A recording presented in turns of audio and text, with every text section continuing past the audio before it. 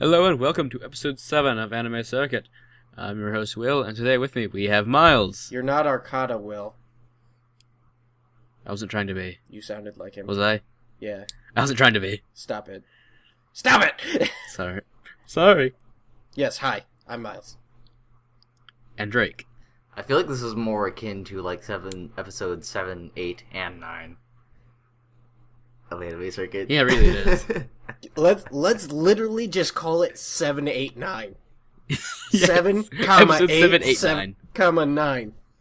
Let's do it. Essentially, this episode is about 3 weeks behind. This episode is the clusterfuck. Yes, this is going to be like 4 hours. Probably. No, we're not gonna do that. No, Actually, I no. think somehow, some way, we're gonna end up making Shinsekai Yori a lot shorter than what we expected. Yeah. Well, and we have 3 episodes. Shinsekai Everything Yori was never the problem, though. The problem was always, was 1, my move, 2, Miles dropping the show, and, Today. yeah. Omega Ruby was released. That's my problem with it. With being behind for so long. Nah.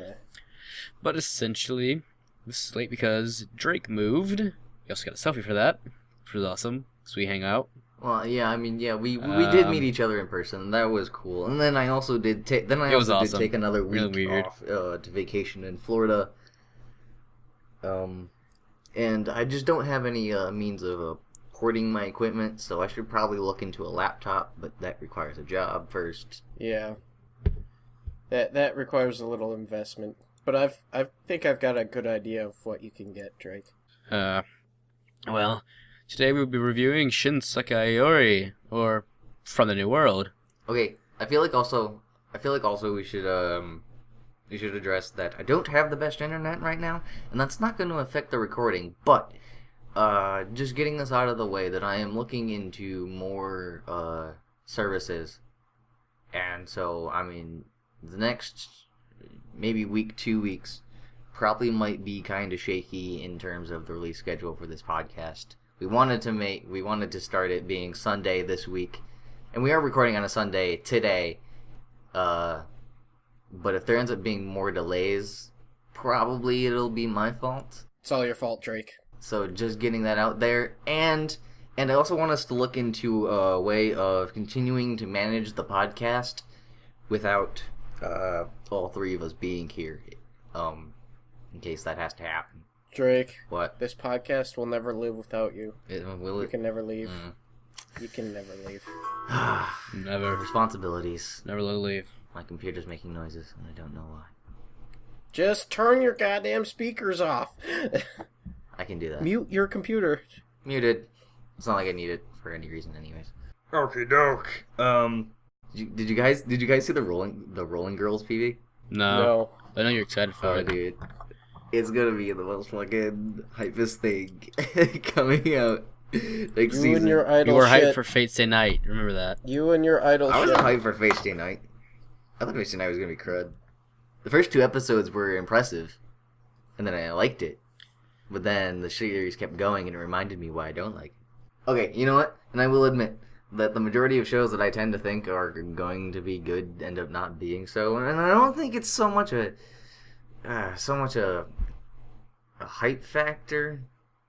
Is because I've been hyped about shows before, and they lived up to it. Like, I remember when Knights of Sidonia was my hypest show for whether it was spring or fall of 2013, and then it actually ended up being so, and I was just like, yo, this is fucking dope.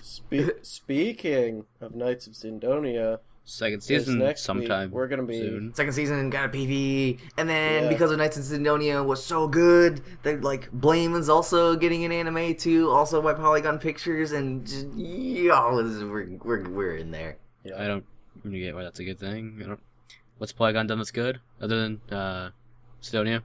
Oh no, it's not. It's not Polygon. It's the author.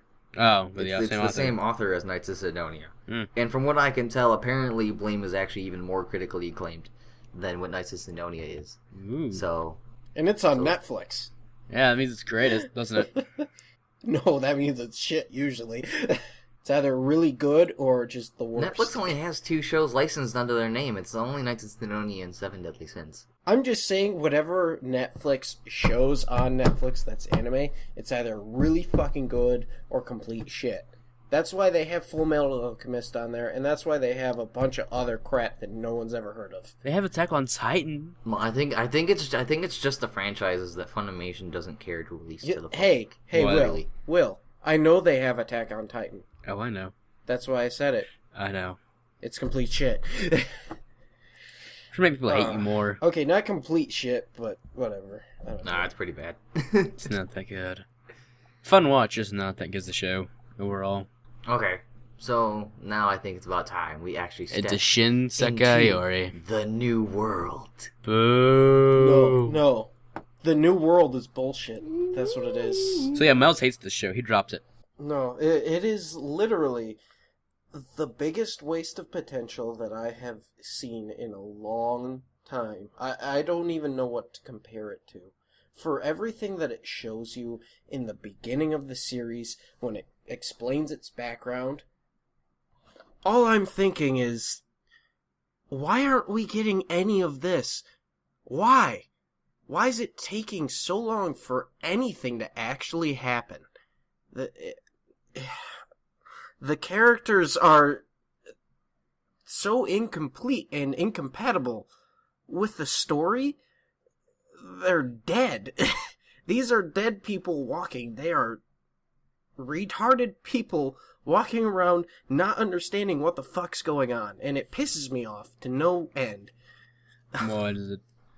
Why do you say they don't exist? You know, and I was talking about how I really liked Miles' reaction because Miles is entirely correct, but I think that's why so many people, including I, actually love it.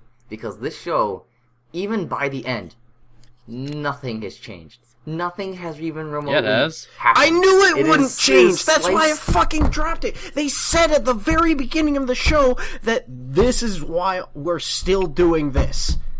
That's what they said at the very first part of the show.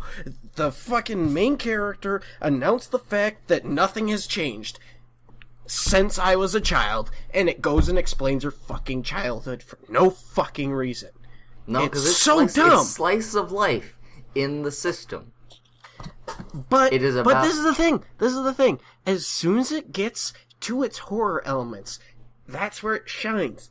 But then immediately, that's episode 19 and 20. 20 is where I dropped the show. Because it had the horror element for the first half of the show, and then it dropped it.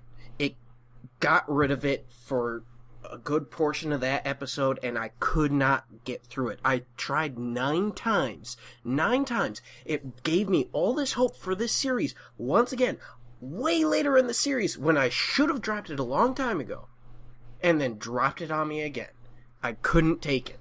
You know what's the most hilarious part is that actually the one character in the show who is attempting to change the system is actually the series protagonist and the one that must be defeated.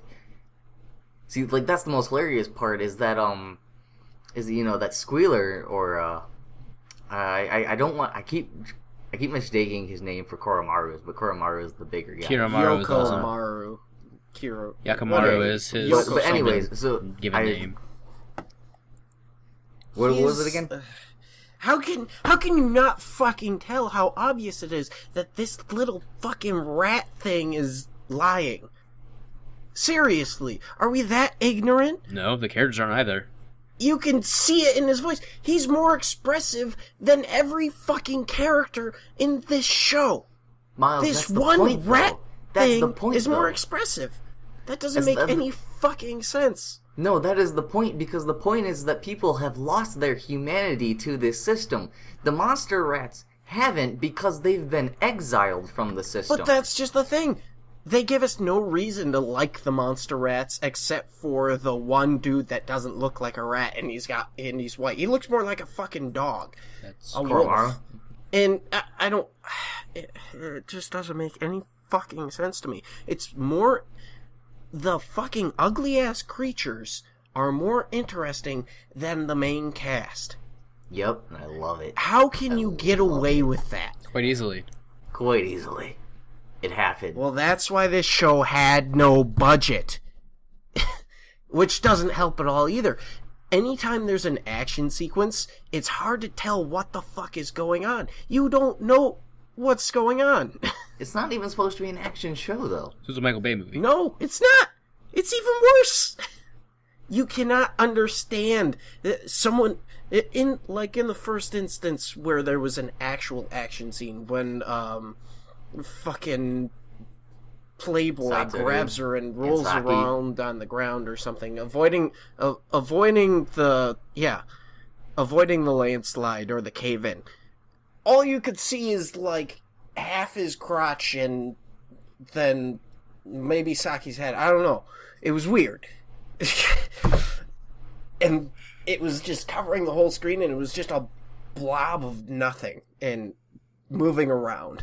The show absolutely whatsoever had no budget, but I blame that on Sword Art Online. I would agree. These two shows came out at the same time, and it's very obvious where A1 Pictures put their money in. Also, if you want to see something about the budget, this is one thing that didn't really get me that badly, but after I kept thinking about it and looking at it, this show looks like shit for one reason and one reason only. It has zero amount of shading in anything. There is no shading on any characters.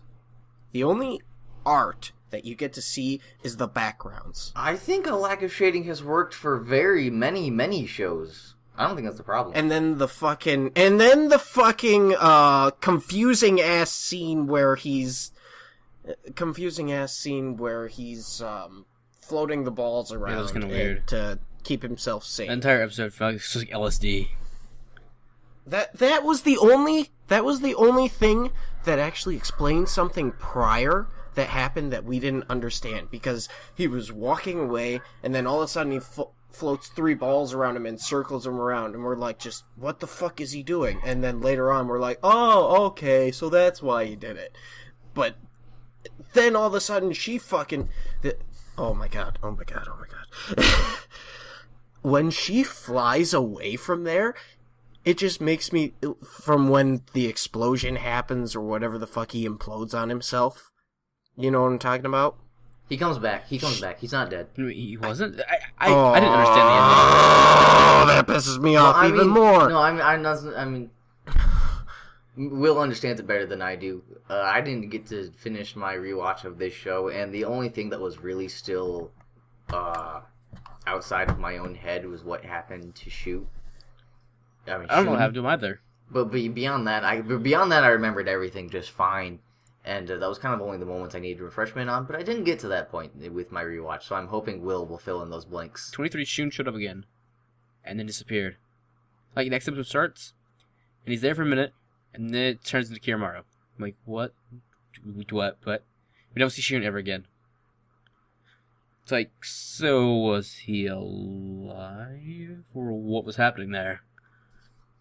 Whatever. But remember, there's been so many techniques of hypnosis kind of implied in this show that is like, who knows what kind of lasting effects Shun left. That's also another big problem with this show. Could have been a lot. The usage of hypnosis and then the cop out of saying, well, we don't know what the fuck happened. It was hypnosis. Who knows? When did they do that? It's the biggest fucking cop out. Several times. It's never something spoken out loud, but it's something that you kind of, it's an excuse. It's kind of self-implied, because you kind of have to explain so many things on your own. But that's why I love it so much, is because so much has to be so much of it requires thought, and thought that's not such a stretch that it seems like bullshit, because we know that the power of the Cantus, depending on whatever subs you're watching, Power, Cantus, whatever. Crunchyroll just called it Power. Yeah, you were watching Crunchyroll. It's called Cantus. But regardless, we know that this power is essentially unlimited, and only is limited through the psychological effects, that growing up in the system leaves on you. And their own stamina. Yeah. So it's like, when this show, it makes excuses. They're not far out. They're not stuff that's going to create a hole in the space-time continuum, you know, if it didn't come up with some retarded shit. It says that it says explicitly that this is capable, and just be open-minded about, you know, what's going to happen. This isn't Final Fantasy 13 2 levels of plot holes. Drake, that's the problem. It's used too often for me to just accept that. It's used all the fucking time in this show. And for me to go ahead and just accept that for every single instance where it happens, I can't do that. They have to at least explain one or two of them, rather than the 25 for all 25 episodes. This show has the biggest waste of potential because of everything that it showed. What I really would have liked this show to have done, what I really would have liked to see from this show is for them to start from the beginning, where people started getting these powers, and then how humanity evolved after the fact, and letting us see different characters go through different situations. If this was a long-running series, it would be fucking amazing, in my opinion. It would be an epic. But it's not. It doesn't have time to fully explain itself and everything that these characters have gone through, because there's a lot of things that we end up missing. No, what I wanted from this series was I was hoping, and this is very minimal. This is akin to your idea, but I liked what we got. I wanted the series to be primarily slice of life in the system, which is what did happen. And I hated but that I part. wanted every episode to start with a flashback, but it was only the first 3. Yeah, because then the Foss and Ashiro explained everything. And then if it started with a flashback every episode, we could have made the puzzle ourselves, and you know, do more self-thinking and work instead of, you know, getting the exposition dump that was episode 4. So who's going to kill me now for hating on this show? Oh, no one. I wanted you to hate it. I love it because you spoke it for like what it is, but essentially, you know, gave me the exact same opinion of myself, but with a different attitude towards the series. And this is everything I wanted. And when Squealer, ah, man, what was his human name again? Yokomaru, I think. Yokomaru. When he said that he was human in front of that court, like, it made everything come together. It made it worth it to sit through all this lifelessness and be told that you actually did waste your time, but brilliantly, because the series knew and could manipulate you into thinking that something, you know, that you should be caring for these lifeless people solely only because they appear human. Oh, really now that I'm hearing this, I really fucking hate this show. It's so good because the series is telling you that you've been fooled, and I love that every time. Angel Beats told you were fooled. And that was one of like the few things I actually liked about it. And then, and I don't even like Katawa Shoujo as a visual novel, but when you do Hanako's route, you know, and you spend this entire time caring about her, and then she just, you know, and then the end finally happens, and you were fooled, and it's so rewarding. I figured it out. I figured it out, Drake. You just like having your dick teased. Probably. Maybe I do. Oh, it's so good. And it's not like it's inconsistent either. So he loves the constant pleasure. That's what it is. He loves the constant pleasure. He never wants it to end. He likes it when he's left with the light switch on. I like being teased. I really do like being teased, and I like being told to expect something, and then still with consistency of itself, you know, tell you that what you have been expecting is the wrong thing the whole time, because this series is here to break tropes and do it well. But that didn't happen. Did. What tropes? It didn't happen because you didn't watch the finale. What tropes? There were no tropes. All right, Will, your opinion. Well, you said you found a TV tropes page for this. I mean, what did you see in there? Not much really, but it was a lot of stuff, but nothing really new for me. I have a weird relationship with the show. Like, the beginning was kind of boring until 4, and I started enjoying it.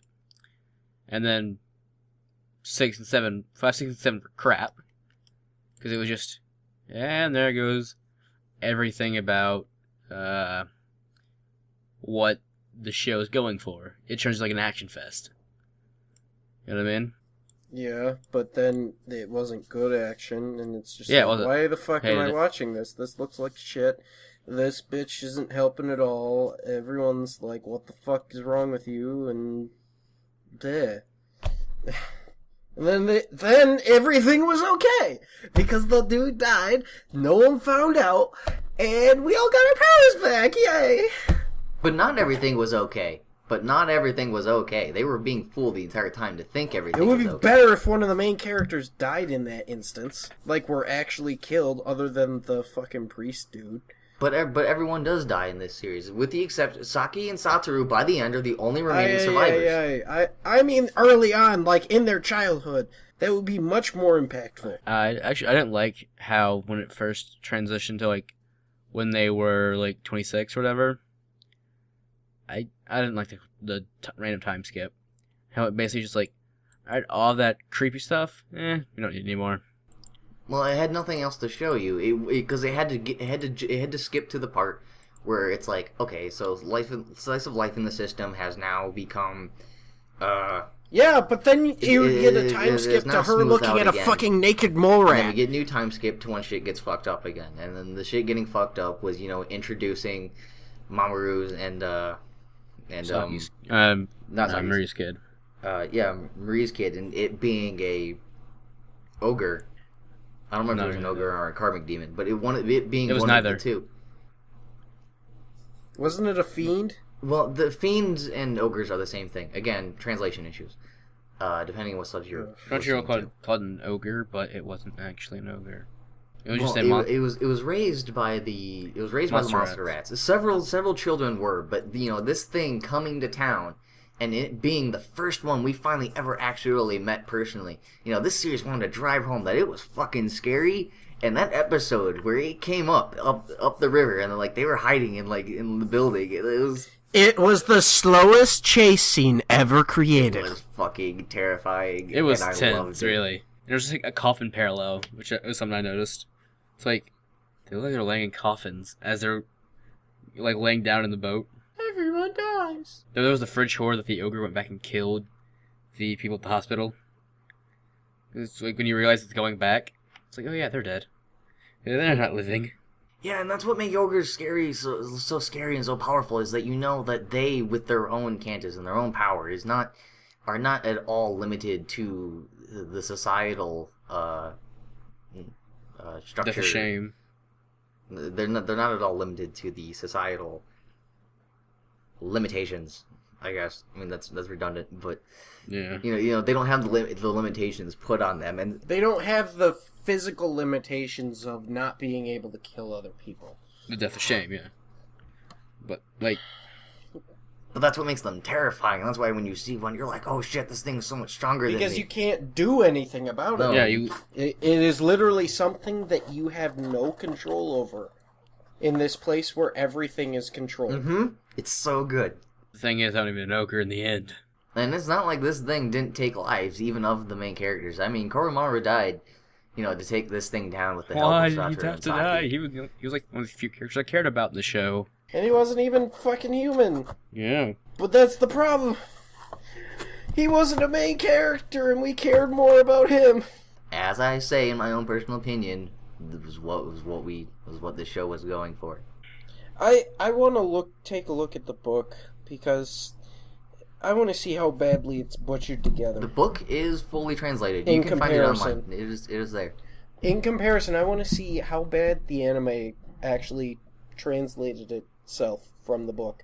Because if the book is this well versed and known, it's got to be better. It's got to be. No doubt about it. I have No, to. I hear the book is a find out. Japanese bestseller, so I Yeah. mean that doesn't account for much. I mean we have Twilight being a bestseller too, but you get my point. Isn't 50 Shades of Grey a Well, bestseller? you don't hear much about Japanese bestsellers. Let's just say that. For it to be popular enough for us as Americans to hear about a Japanese book, I guess. But we So haven't. that- Like the only ones I can think of are Battle Royale and Shinsekai Yori, and that's all I know. I've literally never heard Battle Royale anywhere other than the internet. No, there are physical copies of Battle Royale. Like I walked into a Target before, and the book was there. Wow. Drake, remember when we all went to see Battle Royale in that theater? Yeah, that was fun. Also, one thing. The secret weapon was anthrax. Why was the secret weapon anthrax? How can anthrax do anything in a fight? Well, I mean, it's poison, and I guess it's kind of making the statement that gas won't be physically interactable with via a Cantus power. Yeah, but still. It's anthrax. You literally have to wait for it to get in their system and kill them. All while they're brutally murdering you. Well, what happened to the freaking guy in the flashback? Yeah. Remember, he had his head blown off. No. Apparently, that was the only way that you could do it without killing yourself in the process. What are you talking about? The only way that someone with a Cantus can kill another person is with poison. It seems like, ever since that flashback, because You mean the needle? you don't see it directly. So I'm guessing that doesn't hurt you because they're not immediately dying. But if you're watching them, I'm guessing then that's gonna hurt. You're gonna kill yourself in the process because of it. Are you talking about the doctor giving the injection to the one kid? Yeah. Oh, okay. I don't think we really waited long for him to see the death of shame because he had his head blown off. Does that really count? Well, it's not like he killed himself. The kid killed him once he realized he was poisoned. Yeah, but probably didn't know that the shame didn't work on him. That he was not going to experience it. Because he died! Yeah. The history speaks for itself. Will, and any more to add? Not really. Except every relationship felt forced. Every relationship? Well, it was forced. Except for the final one, Saki and Satoru. Everything else felt forced. Well, yeah, I mean theirs was natural, and them getting married at the end was cute. But, I mean, every other relationship, was expected to be forced, because I don't think they had much of a choice. They had a choice on who they could hook up with, but the fact that they were made to hook up at all, is of course a forced, on you to Well, do. I mean, it didn't feel like a natural thing. Because no matter the gender... Well, yeah, it wasn't natural. Oh god, no, Miles, don't start. Oh. I'm saying, if they're encouraged to be gay, how would that stop them from going after someone they're compatible with? Otherwise, it just feels like they were forced together. As Drake said, they had a choice of who, not if. You know what I mean? I guess so. Are you saying you would wanted to see more best friend relationships that would make more sense to you as to who people would pick? Well, if they felt like they didn't... I would like to see some building up. Yes, building up. It just kind of happens, and it's like, well, okay. That happened. We have no reason to believe that any of these characters have, compatibility. Other than, you were in a group of, 5 friends. The only characters that I could believe had compatibility were Saki and the redhead chick. Because they went ahead and explained the past for them. They were always friends and shit, and yeah. So it just kind of happened. So yeah, I can believe that, but... Saki and Marie. Oh, something? I thought about this really hard, and I was wondering if in any way, shape, or form that, if Shun was in the least bit foreshadowed as to becoming a karmic demon, because he talked about how lonely he was, despite being surrounded by friends. But I thought back to the second scene in the first episode, when it finally jumps forward to the future, and they're playing the game, and how Shun... He was alone. Yeah, and Shun, he refuses to... Was the judge. Yeah, he's a judge, and Satoru asks him to make a referee decision, and he refuses to. And I was like, this guy's kind of a bummer, and it all kind of comes back 14 years later, but is or not 14 years later. They were 14 at the Oh, time. it's called foreshadowing. Just really easy foreshadowing. Not really that easy. Yeah. Not really that easy. Can I just say that, like, 36-year-old Saki sounds way too old, like, way much older than her 26-year-old version? Like, it's like a completely different voice actress, which it probably was. It probably was. It's like, I don't think your voice changes that much from 26 to 36. Span of 10 years. You know, I think we've been talking for this for over a half hour now. And I think we've come to our conclusion that it's shit, and maybe you should watch it if you want to see how much shit it is, and maybe you'll like it. I don't think we agreed to that. I love the fuck out of it. And the popular opinion of this show is that it is fantastic. So, I mean, you kind of... terrible. Yeah, but Miles, you don't have a popular opinion. You didn't finish the show. Your opinion's not valid. Okay. Oh god, no. He's gonna go on my list, isn't he? No, well, It's that's not like an Oh. insult. I mean, Miles, like, let's actually think about this. You don't have the popular opinion, right? Right, I understand that. But the show is so unknown that you can't really say that there's a popular opinion. No, I think this show did much better via the West than it did the East. I mean, I wouldn't entirely know. Because all the Japanese otakus care about is boobs. I wouldn't know 100% for sure, but I'm going to guess that. And I think even A1 Pictures knew it too when they chose to make this, because it just looks so crap. And by God, whoever decided to actually give this series, 2 full cores, bless his soul for, actually completing this series, as it was meant to be. I hate, like, every, like, Japanese otaku. Because, like,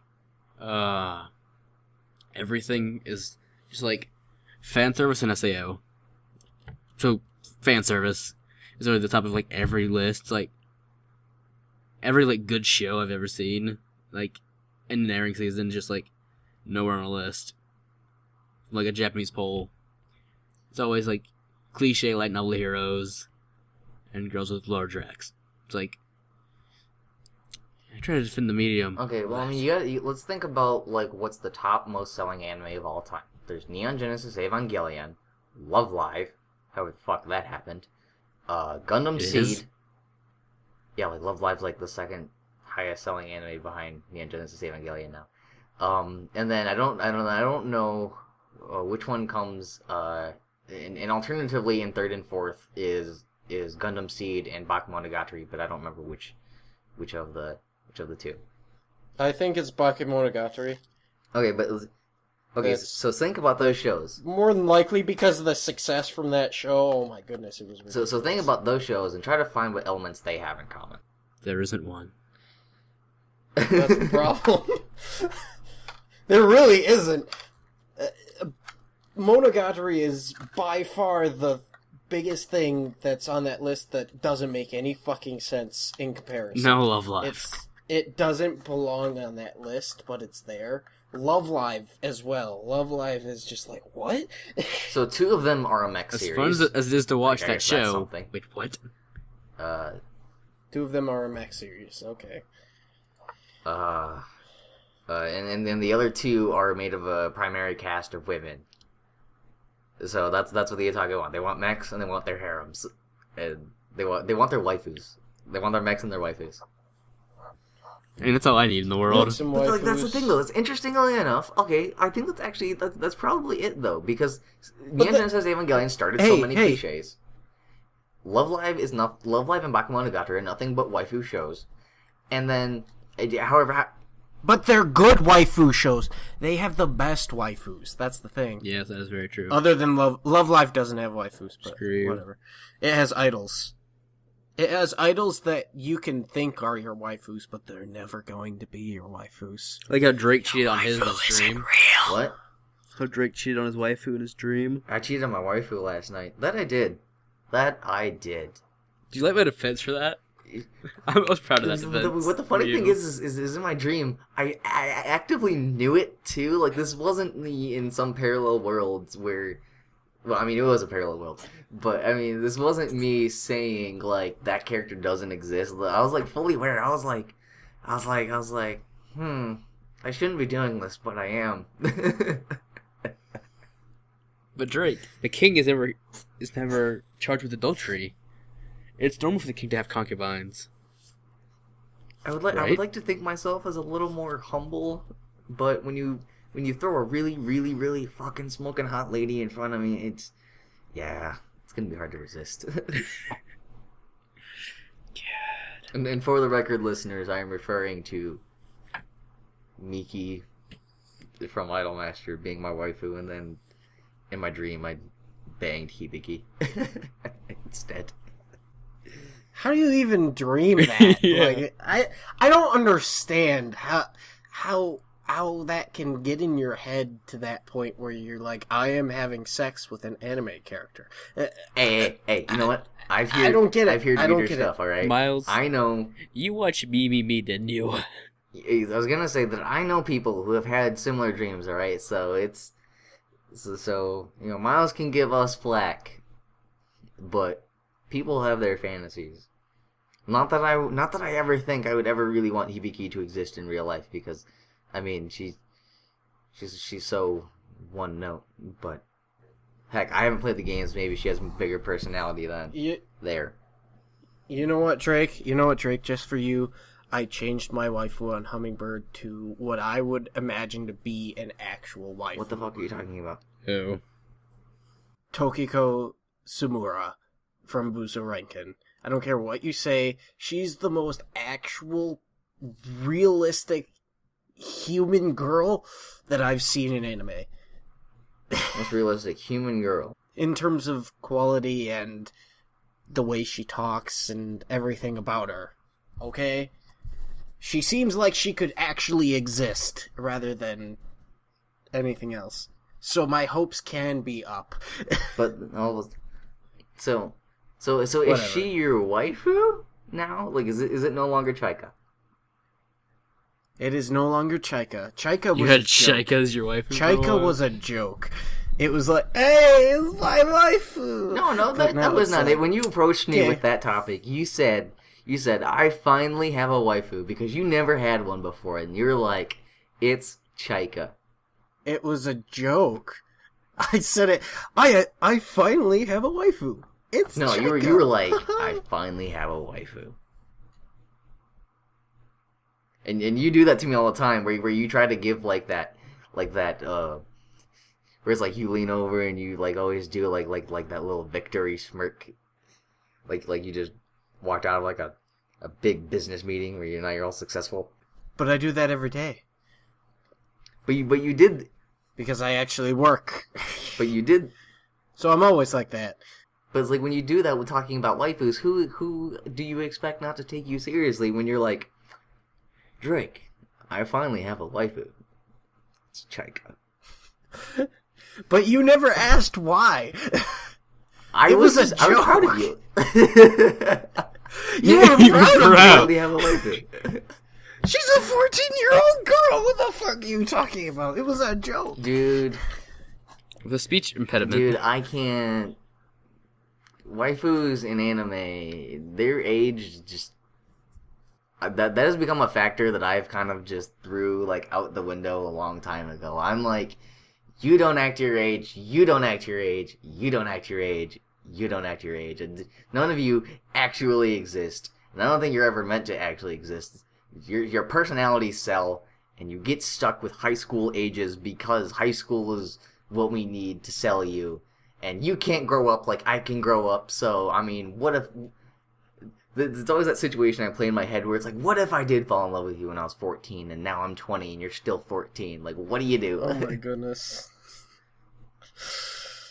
Stop. Drake, Let's go into you've this gone character I don't too think we're going to go far. into. You don't need to go that deep into the rabbit hole. I've Not this again, not I've the only rabbit ever hole. had one Oh, waifu okay, that was okay. of actual, like, adult age. Only one. And that was Maria from Kanan, and every other girl has been on an average between 15 and 17 years old. I can't do it. My mind, it hurts. And I just learned to stop looking. I just learned to stop like looking at like people's ages because it's like I don't know what to do anymore. You know, and you know what's funny is like when you make like really like romantic doujins too, is like the characters get treated like they're really old anyways. So I mean, yeah, you're 15, but you're getting married at like the age of like 20. So sure, I'll play along with this. I'll say this is canon instead. Why not? So, any last words on Shinsekai Yori? It has no Shit. waifus. I'll agree to that. And I even count on Hanazawa could be a waifu in that show. You know what? Faku doesn't agree with that. Wait, did you look up doujins of Shinsekai I just Yori? noticed it. Yakimaru is one of my favorite villains, though. Actually- I'll say that much. I put him up there with like Legato and They're Yakimaru and T-Rex doujins. as some of my favorite villains. I would. There you go. It's not on Faku. It's not on the front page of Faku, but there you go. I Please found tell me it it's on what I think it Furman, is. too. But do There you you find Secretary Ship Kaga's Summer Vacation? I'm not reading this. It sounds is like this? Kantai Collection. I'm not reading this. I'm not opening it. Oh, never mind. Sorry, wrong one. Oh well. Miles. Wrong porn. There's just some shows, man. There's just some shows you take too seriously that you would never make porn of it. Well, There's you know forums. what? You know what? That's Faku. That's not the rest That of is the entirely internet. true. Faku is very overrated. All right, you people, you need to stop using Faku and go to like GE, Dojin Moe, or just anywhere that's way better than Faku. Okay. Alright, so I think we're finally ready to move into Wixoss. Yeah, you are, Will. Yeah, I am, since Drake didn't watch it. I can't watch it. I'm on limited data at the moment, and I was gonna watch it today. Like I was gonna watch it first thing in the morning, and then my dad like approached me and he's like, "How much anime did you watch last night?" And I was like, 5 episodes worth. And he's like, "You're not touching anymore." And I'm like, "Oh." No, he's not touching anymore until we get this whole data sharing thing figured out. I don't know how much the Skype call is gonna take, but we're gonna find that out the hard way. Shit. Literally, like, the last 3 episodes have been Oh, basically God. useless except for everything is literally just gay jokes. And racist jokes. You gotta get the unlimited data, Drake. Uh, Gotta get that unlimited data. Yeah, well, I mean, the whole unlimited data things, when I was having Sprint, things seemed really easy, and I don't know what was up with the, what the whole plan was with the data I had with Sprint, but of course Sprint doesn't have any signal out here, and AT&T does. Full 4G, I get like 3 bars, 2 and 3 bars cycling back and forth between that, 4G pretty often. And so I'm content with the signal out here. But I mean, when it came to switching over to AT&T though, that data plan, I don't know what it is. But now I'm on a limited amount of data, sharing 6 gigs with my dad, so kind of an equal 3 between him and me. And Yeah, but how much did you use I don't last know how night? much I used last night. That's the thing. Okay, I mean, because I was watching Crunchyroll. You probably used I was all watching 3 of Crunchyroll on yours. my phone, but of course the signal was going in and out, right? So I would assume, when you get a lesser quality picture, you're using less data, which happened at times, and at times the picture quality was really good. It was very 50-50. Doesn't your house have Wi-Fi you can You connect gotta to? go to a Starbucks and torrent everything. That's what you gotta do. You gotta find a Starbucks, tap in their Wi-Fi, or some fast food joint with Wi-Fi, tap into it, and I just Pour need to everything drive in to there. Tupelo and then just walk into McDonald's and just watch all anime and then come home. Spend like 6 hours at McDonald's and they have to kick you out. It'll be anime day. Okay. Alright, I'm so doing it into over my Cross. Crunchyroll app. I won't torrent stuff. I will try not to. And if I have to go back to streaming sites, I'll go back to streaming sites. As poisonous as that word sounds in my tongue. But Drake, that's how I watch everything. Yeah. It isn't on Crunchyroll. It is poisonous. Please stop. Unless you're getting a 1080p stream, don't do it. That's my opinion. If you have the computer that can handle it and you have the internet that can handle it, do it. Handle Handle it. That was not a slip of my voice. That was the call quality. Handle it.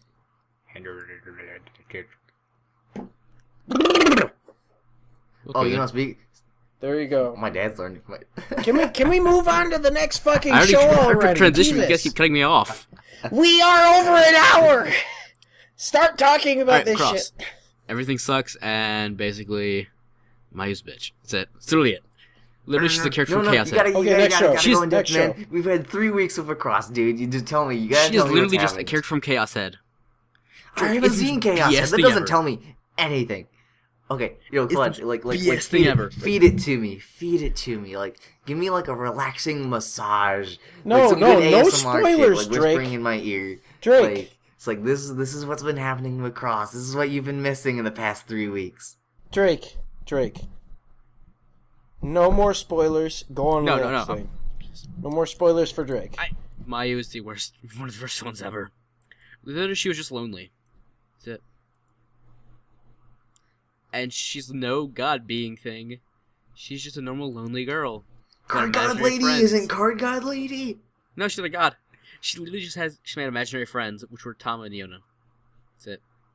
Wait, so her imaginary friends are real though? Yeah, How- they how became did- real. They started how with did they- Cross.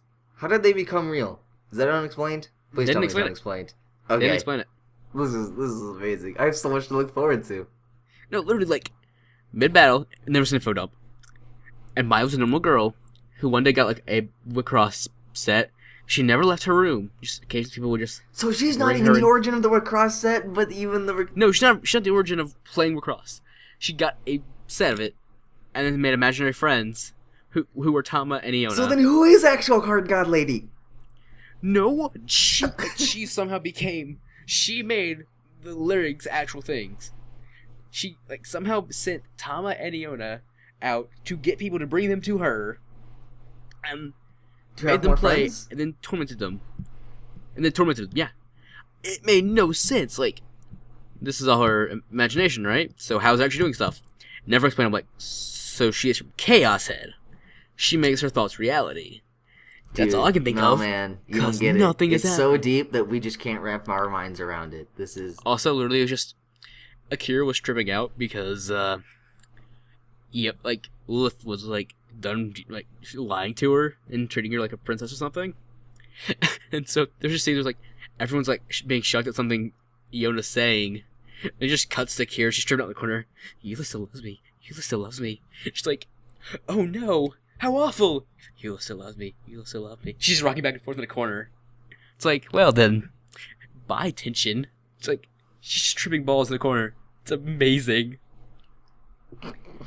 And Oh, did we get There's any so many, like- explanation yet? And something relating to, to that giant freak in the tower in episode 1? oh, it shows up again. Oh, it does? Yeah. All right. So we know Iona can go like to level 5 or whatever that is. Because they still haven't explained what this game is and how it happens. No. She can somehow go to level 5 because apparently there are only 4 levels. And what's great is a quote I have in my notes. Rue entered me. It felt nice and warm. That is a literal line from where I watched it. Thank you, Funimation. Yeah. And then Eula tried to force Tama into level 5. And like someone put her soul into Tama. It's like Tama turned black. So I have my notes. Once you go black, you never go Oh, this back. is Black Rock Once- Shooter now? Once you go black, No, you never not go black. back. But another quote, Ulith is entering Tama. And it's like, Ulith, so beautiful. Like, did they read this dialogue first? Because this sounds like some lesbian porn. Well, I- it's... We've had Lesbian porn. incest so Just far. the most subtle lesbian and porn. then so once you've gone all the way, like The you battle just, ends with, like, you should just expect anything. Black Tama beating the crap out of everyone. What? What, Drake? You're talking about like lesbian porn, and I was like, well, we've already had incest, so I mean that's you crossed the boundary a long time ago.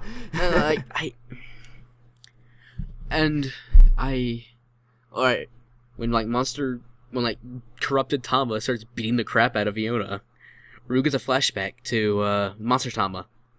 And it's over. It's like, so just her being evil and slightly blacker. Like, her skin was black. That's it. That's what made her evil. And then she cuts the giant monster one. It's like, okay, back to normal. I'm like, wait, what? I fail to see how that's related. I take offense to this. What? For I am a black You're man. not Miles. I've met you. You are. We have a selfie. You're not a black man. But I would love to get a black man on this podcast maybe someday. That'd be fun. Black man. Also Drake. You know, That was so racist, it Drake. really was. But Drake. Literally, you were so serious really- about it. That was so racist. Because before this was Anime Circuit, and I was trying to make Hype Moon with Paul, Leon, and Kai. The funny part was because we all record. You would have been the only white person. I was the only white in person. that That was stream. the funny part, was that because we all recorded in my room, right? Kind of making it as a studio. And we all recorded together in my room. And I made fun of them a lot. More so I made fun of myself because I was the only white guy in the room, and I remember this one time where they all stood over me and I was just like, help me. No, but Drake, like, at the end of episode 8, the best possible thing happened. Akira stabbed Iona. Like, well, at least something finally happened. Like, out and out stabbed her in the middle of, like, over an intersection. Like, they're at, like, a bridge over an intersection. Did She Akira stabs her. stab Yona, or did she Yeah. stab Well, Eulith. Eulith? She just stabs her inside and walks off. It's like, well, then. Huh. I got my notes. I've said that beating the shit out of Eulith will solve everything for a few weeks, but that's a bit extreme. It's like, she stabs her in the side and walks off. I've been asking next these episode- characters to get physical for a long time, and it was only in episode 6 did it finally start happening, and like, I guess, you know, like it's Also, finally it's starting to great. get more so because people are realizing that we can't solve the world's problems with card games. Like, one thing I thought was kind of stupid in 8 was, like, the, like, corrupted Tama thing is just attacking Ruko. Like, I don't think that's allowed. Like, is this she- corrupted Tama thing attacking Ruko? Is this happening inside like the game dimension? In the game, yeah. Like, it's in the middle of a fight. She's, like, destroying... So if the Ruko selector woke up, desk what would thing? happen? What was Ruko's What? condition when she woke up? Because clearly they're asleep at this time, right? Because only their minds go into the dimension. She was fine when they woke up. Like, it just, like, attacks her and destroys the, table thing. And it's like, oh, That's game lame. over. Game interrupted. Wait, what? I interrupted the game. And just, like, nothing happened. And also, episode 9 was just, oh, look, more Chiori. I'm like, oh, God, no, stop, please. No more Chiori. Make it stop. Like, seriously. Like, it tried to make, like, a mercy kill out of her. It was like, she has two loses. Well, Hito is just gonna take pity on her and beat her. Make sure she doesn't have to get stuck anymore with cross stuff. I'm like, you know, this doesn't work if I don't care about Chiori. Don't try to make this emotional. So did she literally exist since the beginning of this series for no other purpose than to beaten. be the pity kill? Yeah. That's all she's been for. She's just a pity kill. It is so annoying. Like, every episode I'm like, yeah, I hate her guts. It's like, pity kill. I'm like, wait, what, really? That's it? That's literally it? Heatwave, of all people, get the mercy kill. God, it was awful. It's like, I don't care about her, therefore, I don't care about the mercy kill. Lacrosse. It tries, but can't. Thank you, Will. Thank you for making my night. I had to carry on 12 minutes of lacrosse. Shut up. I had to carry 12 minutes of this discussion on my own. What the fuck? The next season of Tokyo Ghoul got a Tokyo new title. Ghoul square root It's of Tokyo Ghoul Root A. Root A. It's called Root Root A. Alpha. They probably don't want to call it season 2 because Just it's A. an original story. I mean, square root of 4 would be better. Yeah, it is. Although everything that I'm seeing from the key visuals is directly from the manga, so... No, Miles, just... It would have been worked better as square root of 4. Year 2. Square root of 4. Yeah. Fuck you. I'm ready to move on to Log Horizon. All right. Okay. Yay! Yes. So the last episode was Let's- actually really good. Ish. But let's. okay. So covering episodes I liked 7 it. and 8 I first. liked it. It's episodes 7 and 8. I had them clumped together because they're basically the same episode, and all it is just Akatsuki being Akatsuki, learning her teachings, which is the cloning thing, and the whole problem in Akihabara finally being solved. I mean, it's in episodes With the in episodes 7 and 8, like we finally got that over with, and she was just. Akatsuki's not useless. No, I'm sure Thank God! I mean, he's it's just just, a I was character. so happy to finally see it done. Episode 9, though. I mean, do you guys? No, episode 8. I want to Episode mention something about 9. episode 7. Okay. Why are they called the Maidens of Water Maple? There were at least 3 guys in the training session I saw. The guys were They in were the guys in the training session, but I didn't transgender know. guy. But I never noticed any dudes ever actually fight, though. Come In the time raid, for yeah. come But no, we time had the for guy actual cooking. raid. We had the 2 guys who tried to teach. Yeah, we had the guy cooking, and during the training, 2 guys trying to teach Akatsuki teachings, and there's a transgender guy who actually fought in the raid. It's like, okay, why? I was like, where Like, did why all the would men you go? Yeah, like, are they not good enough to fight? Girl power? Is that what they're going for? No, I knew they were going for girl power very early on in Well, yeah, obviously, but in season 2. they literally showed guys with it earlier. Yeah, I know they did show men. Like, you have to wonder where just because Sojiru lost once doesn't. I don't really understand why he doesn't take place in the battle again. They went.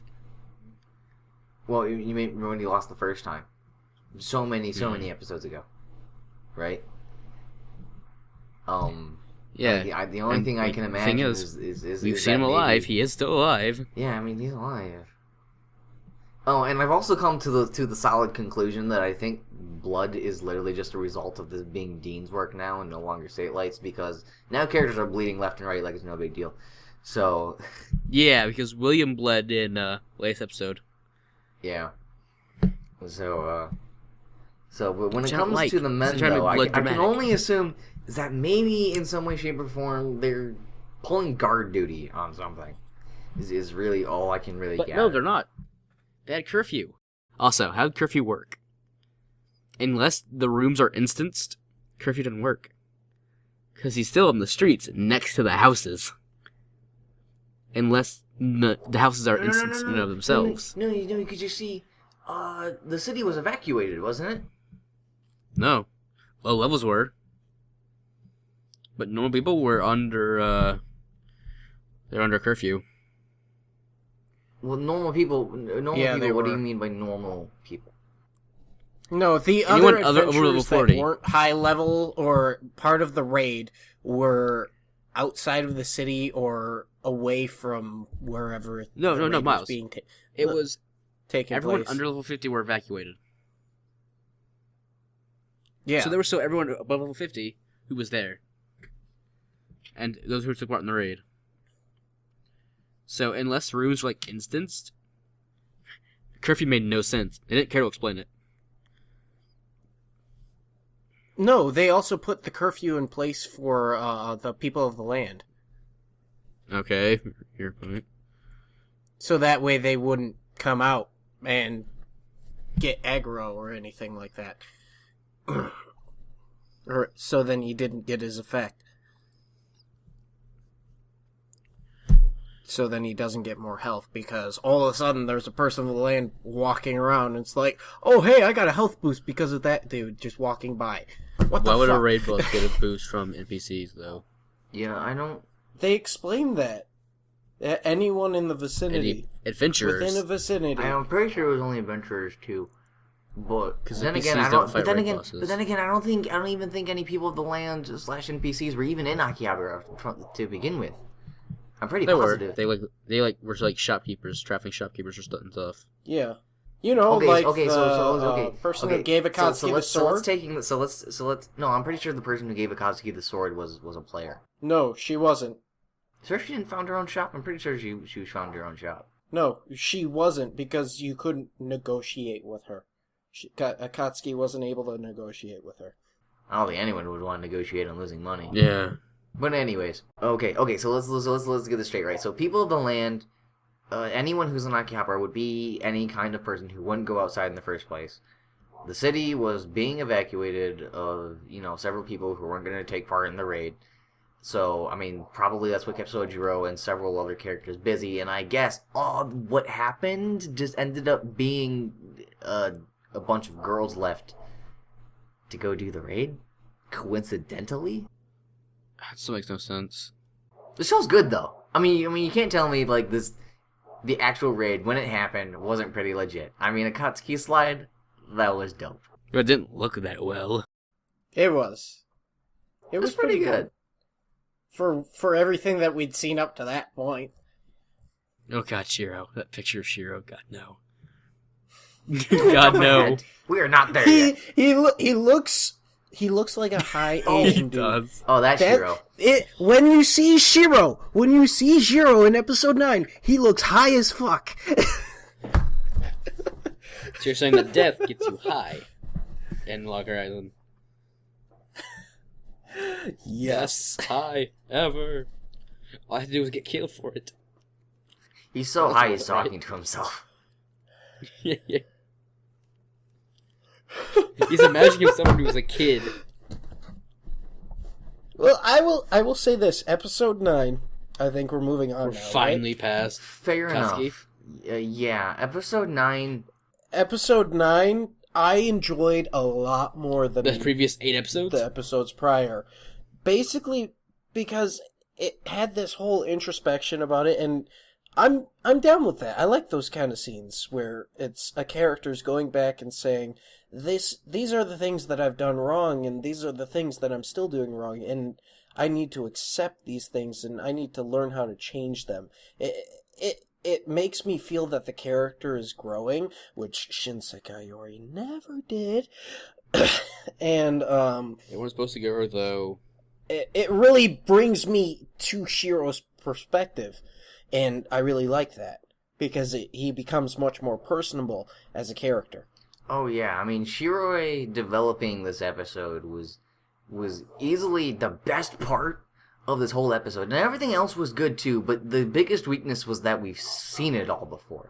And even if not Seen half even of if it. not getting the But I fine like details, how- we already knew Shiroi was going to die, so when it happened it wasn't that big of a surprise. It was just like, "Oh, okay, this is how it happened." And There's 3 raid but bosses. the 3 raid bosses part was still Damn. cool. Shiroi talking to himself was still very introspective and, well handled. And, and Shiroi's newfound confidence when he kind of wakes up that he doesn't really, I don't ever think, stay Still out don't know why they loud, cut their hair. but you kind of, you of course get Yeah, the they idea. never explain that still. It's like this episode was probably the best episode overall. I don't think I had as much fun with it as I was having when they were talking about the flavor text stuff and the world adapting and growing and blah blah blah. But that stuff was But the quality of the mixed in with writing all the Katsuki's was... crap. But this Shiroi focused episode, the main reason a lot of people tend to come watch Log Horizon was the best episode this season has had so far. Bogged Yeah, down but by so repeated far, scenes, but the best overall. No, really. Why they completely take scenes wholesale from episode like 4 or 5? Because it lets you know that it's a money saver and it's a direct transition. So then you're able to see, okay, these are how things happened from his perspective and with his thoughts added on. But I wish they would have just And interspliced the then scenes you together. understand the reason why he acts like that. Because it's low on budget. Yeah, no, That's because why. it's. I don't think it's low on budget. I think the problem is that they're dragging it out. This is still a result of not having enough source material to fit a 25 episode series. So they're dragging it out, including using repeated scenes from previous episodes. And this could have been so much better and saved time and would have made Akatsuki stuff more tolerable if they interspliced Akatsuki and Shiroi scenes together, but they never did. So They had to drag out Akatsuki's arc, and they have to drag out this raid. Well, whatever. The raid's gonna be fun to watch. Yeah. So. Only if Jamaica stops being a prick. Like, how dare he buff me and help me win this fight? How dare then, he? But then Demikis saved How him, which dare was- he which buff was me the when part I came didn't to get. join him on this raid? I guess Demikis, I don't even know why he's maybe here. he saved him because he doesn't want because he even saw Shiroi kind of struggle and get a little more pathetic, and he was like, "This isn't the man I want to fight." Shonen. Oh god, no. I mean, I have said before, it's becoming a shonen with all the, we can do it cause we're friends. That's how we can take out no It wasn't that bad, but I mean, yes, Log Horizon has at points, accused the source of its power to be friendship. But in ways that are usually pretty intelligent, because Shiroi is always just like, I wouldn't have any energy to do anything, but you're my friend, so I'm gonna go fight. But then he fights really good, and you like it. Also, Shiro in real life was ugly as hell. He was ugly as hell. Do you guys? Oh no, he was a high Asian. Do you have anything to And it say was about his fantastic. interpretation of death? Not really. Not It was really. just, It was pretty self-explanatory. when you die, you get told you suck. That's it. Basically, it's more of a reflection on the regrets that you've had within your life, and before you can move on, you have to find the will to move on.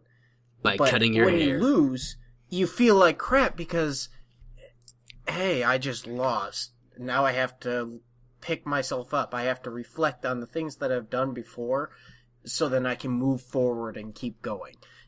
I think it was more of a representation rather than a forced kind of thing, and I didn't mind it. I thought there was it a very pretty good. interesting parallel, though, made between the real world and the game world with Shiroi's character. Him saying that when he was actually alive in the real world, he is, as much as he told himself that this is what needs to change about me, He never did. He never did it. Which having things easier said than done has always been a true life mentality. Not one that I think anime tends to approach very often, because we always need progression, and we're getting progression with Log Horizon. I mean, that's always been a truth, but it's addressing that the difference between the Shiroi now and the Shiroi then is that there was once upon a time a Shiroi that just kind of sucked. Yeah. And I don't even mean sucked at, like, being a strategist or stuff like that. I mean a guy who sucked at just... Life. Yeah. He's accusing himself of the nerd you would have to be this good at a game. Also, I noticed that Shiro had permanent damage like Akatsuki did.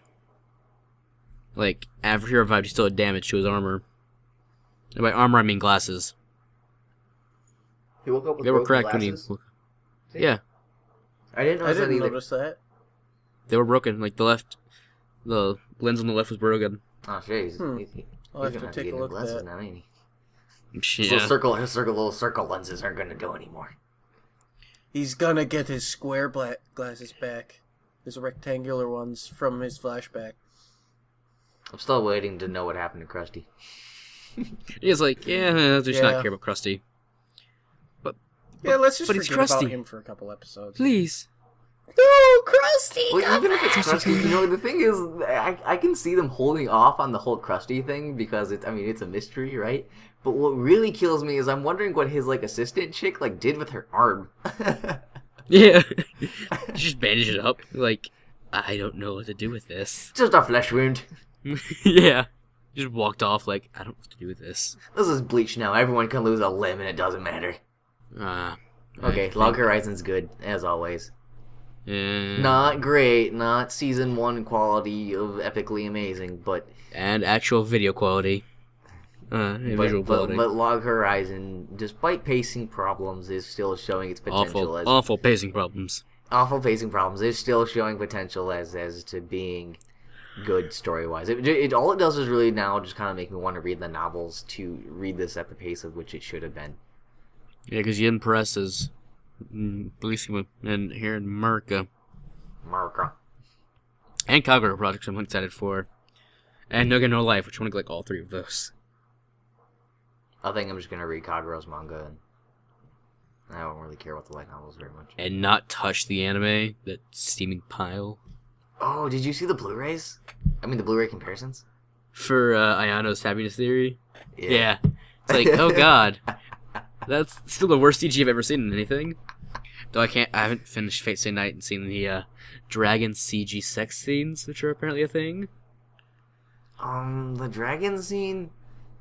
You know, it's weird. People made such a big deal about it that when I actually went to go look at it myself, I wasn't as horrified as I was hoping I would be. But I think that's just hyping up the awfulness of the scene. Yeah.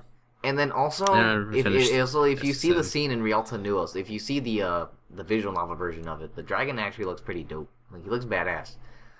And I don't know, what you gonna do? So, are we done with Log Horizon? Yeah, I think we're done with Log Horizon. Yeah. Speaking of Fate, What's next? Yep. A very pretty shonen. A very pretty shonen series. You know, it's funny because I think this is still somehow, some way, the series I took the most notes on. Yeah, me too. I took a lot of notes on it. You took notes on this? It's weird because I mean, the series has such an established. I think you're just more critical about it. Yeah, he is. Since he loves Zero so much. No, it's You hate it so much that you love Zero. The Zero is not the problem. I've stopped comparing it to Zero. My point is just there's so many. I don't want to call it flaws, but there's so many things That could be done better. that just could be done better. I mean, because the thing is I've always said, and I know I said this in a podcast previously from this one, that Fate Stay Night does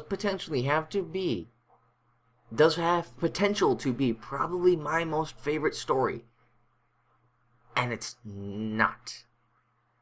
And it's not even bad. It's just so generic. It's so simple. It's so mediocre. When it has so much potential to not be, because Nasu has created an actual interesting setting, an actual interesting world with actual interesting powers and developments and stuff like this. But he's so mainstream is the problem. And we know this because Fate Prototype was clearly not the mainstream product. If it was, we would have Fate Prototype. But instead we got Fate Stay Night. Things got changed. Things got altered to make this series sell. Your point. And I feel like if I got Fate Prototype, I might get the story I'm looking for. I don't think specifically this. Because, I mean, one aspect of Fate Stay Night that I love so much is Shiro and Archer's dynamic.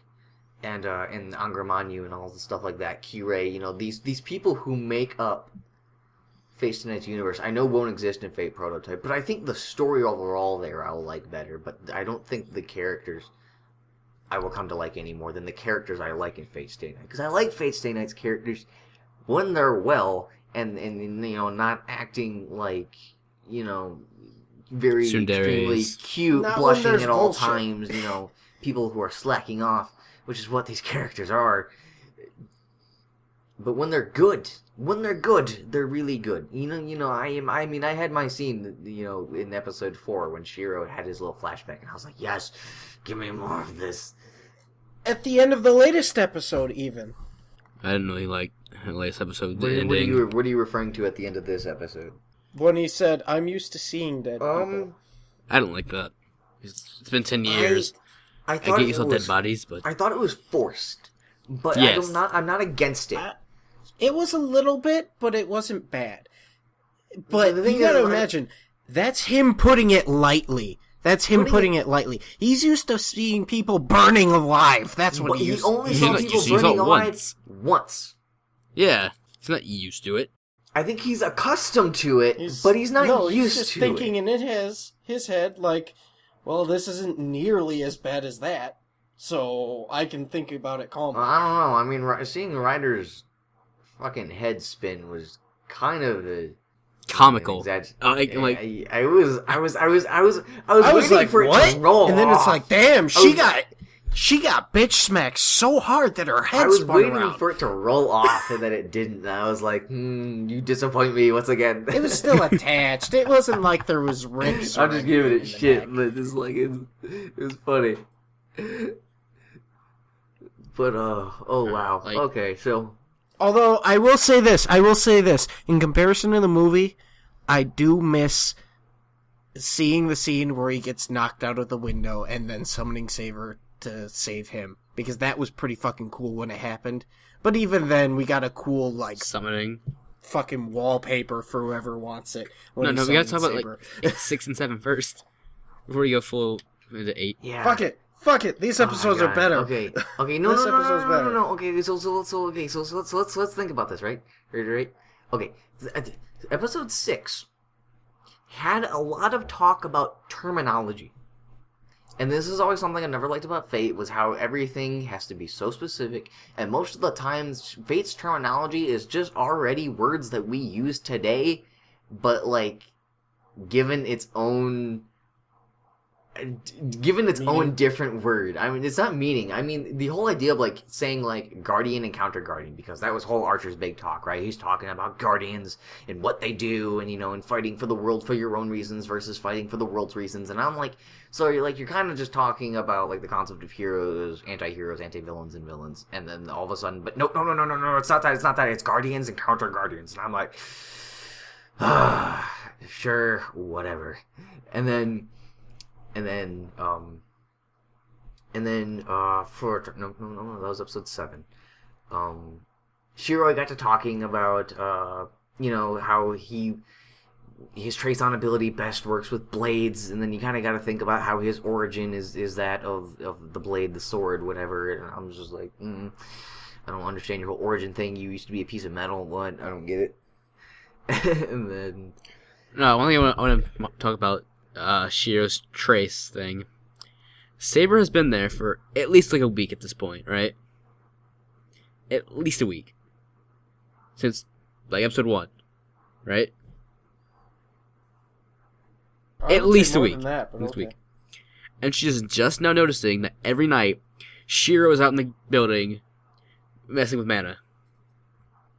Saber is the worst guard ever. No. See, what's really, really funny is that she said, like, I hear you're really good at reinforcement magic or strengthening magic or whatever terminology they're using to you know, say what Shiro's good calling it at. reinforcement. But it's like Saber walks in, she's like, oh, like, Shiro, I hear you're really good at, like, you know, strengthening magic. And I'm like, who'd you hear that from? Who did you talk to? Yeah. No one knows Shiro's a mage besides Rin. I didn't remember her She saying did. that. She did. I remember saying, like, I think that Shiro mentioned it to her. That all I know is... But Strengthening. whether he did or didn't, it's the line is funny because she talks about it as if she heard it from someone else, not directly from him. Or else she wouldn't have said it that way. I think she heard it from No, Rin. Rin didn't know that all I could do was strengthening. Rin knew it could strengthen, but that wasn't all I could do. Because Shiro told Rin in episode 8. Well, no, Rin knew he could No, do it, because he did it in like 5. He was in her room at some point, right? In episode 5. Yeah. But even then, He didn't Saber say would have all still I had could do no is... connection to this conversation. No, he said it to her then. Okay. He said he could, Okay, he but could use strengthening magic. And I think that she was in the room. Everyone in the room. But let's get this straight here. Like, this is what's funny is that even if he told Saber would be talking about Shiro in you know, in a way as if he were a different person, Yeah. right? So it's like third person. Yeah, because I guess she's talking about him in second person view, right? But she mentioned him as a third person. I don't know if that was actual dialogue, if that's Here's just the thing. Crunchyroll being stupid as always. The joke I was going to make about it is funny. Saber's an awful guard, because he does it every night. But she just Oh now yeah, him noticed. getting kidnapped. Like, that was just... Oh, God. Wow.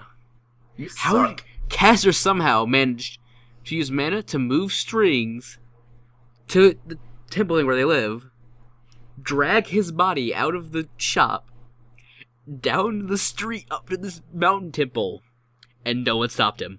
Like, hey dude, you're being dragged along the ground. Could have Are anyone you walked okay? into those strings? I mean, like, do you actually, like... I mean, how intricate are these strings so that you could, like, pull Shiro in the direction Across an that, entire like, you city. need him to go?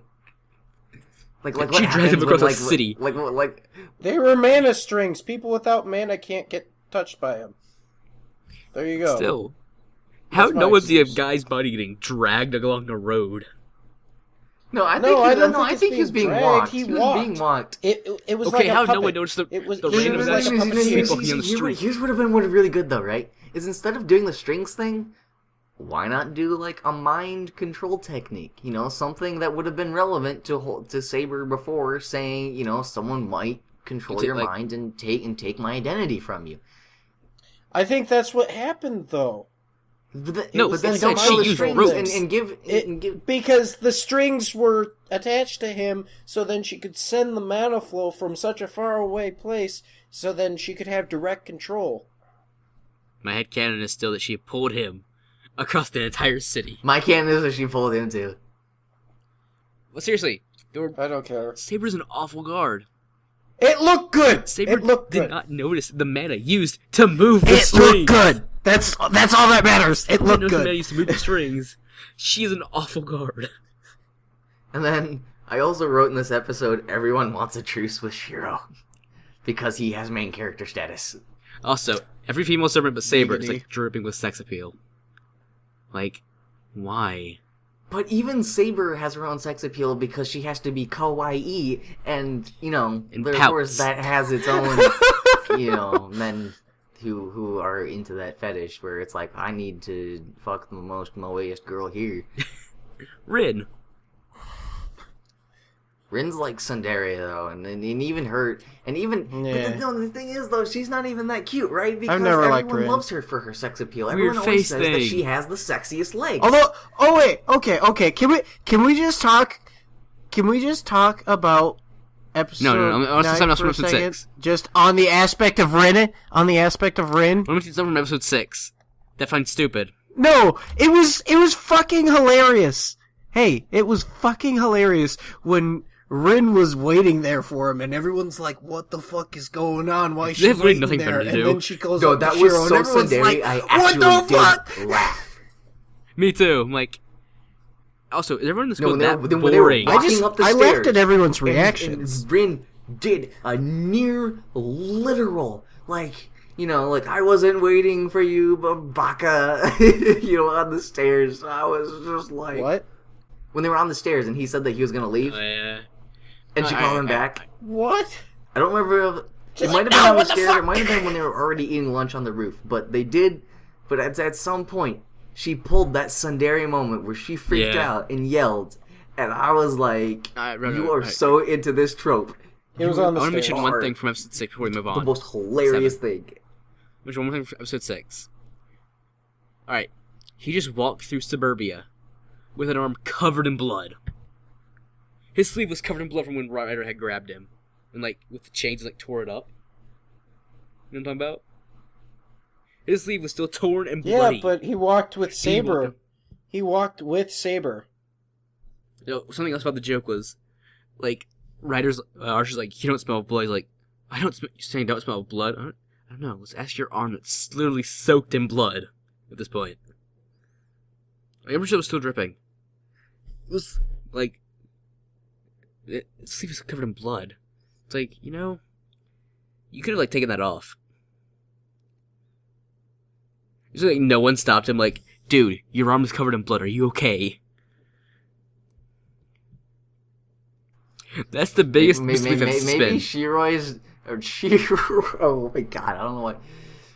Fuck you, Log Horizon.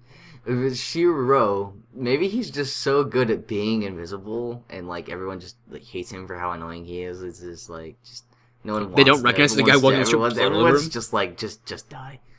Just shut up, Shiro. Alright, are you guys ready to move to 7 discussions? Episode 7. You know, episode 7 was. This episode was pretty fucking awesome. That was pretty great.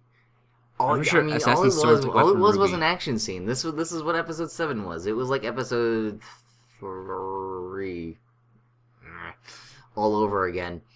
Is just okay. So it's a Saber versus Assassin fight, and Archer versus Caster fight, and probably one of the my favorite moment in a fight in this series is still Gaybolg. I don't think anyone's gonna replace Lancer's Gaybolg against Saber, but in terms of an overall fight, Saber versus Assassin, this fight was so dope. and I was so in there. I was just like, yes, give me more. And it's just, I loved it. I loved every second of it. I thought this fight was brilliant. Also, Archer's English was amazing. I am the bone of my soul. Okay. So his chant has clearly become something of a meme. It hasn't even become like an icon. It hasn't even become like an icon of like fate, but it's become very iconic. Just that chant, it's become a meme, you know. And it's like everyone always wants to parody the chant. I am the bone of my soul. The bait. I'm gonna say this bait though. one. I'm gonna say this is that when Fate Stay Night gets dubbed, I am actually hoping they change the chant to actually sound more natural, something akin to what not. the I am original the bone Jenny of my soul. Something. Please don't. Something- Please don't. It would be so great if they Wait, didn't. but have you heard the dub chant of the original Fate Stay Night? No. No, Look it up. It's really good, really well translated, and sounds far, far more natural. I am Just, the bone of just my tossing soul. that out there right now. It's like a South Park character almost. But because the chant has become so iconic, I'm worried that all of a sudden Bang Zoom won't change it.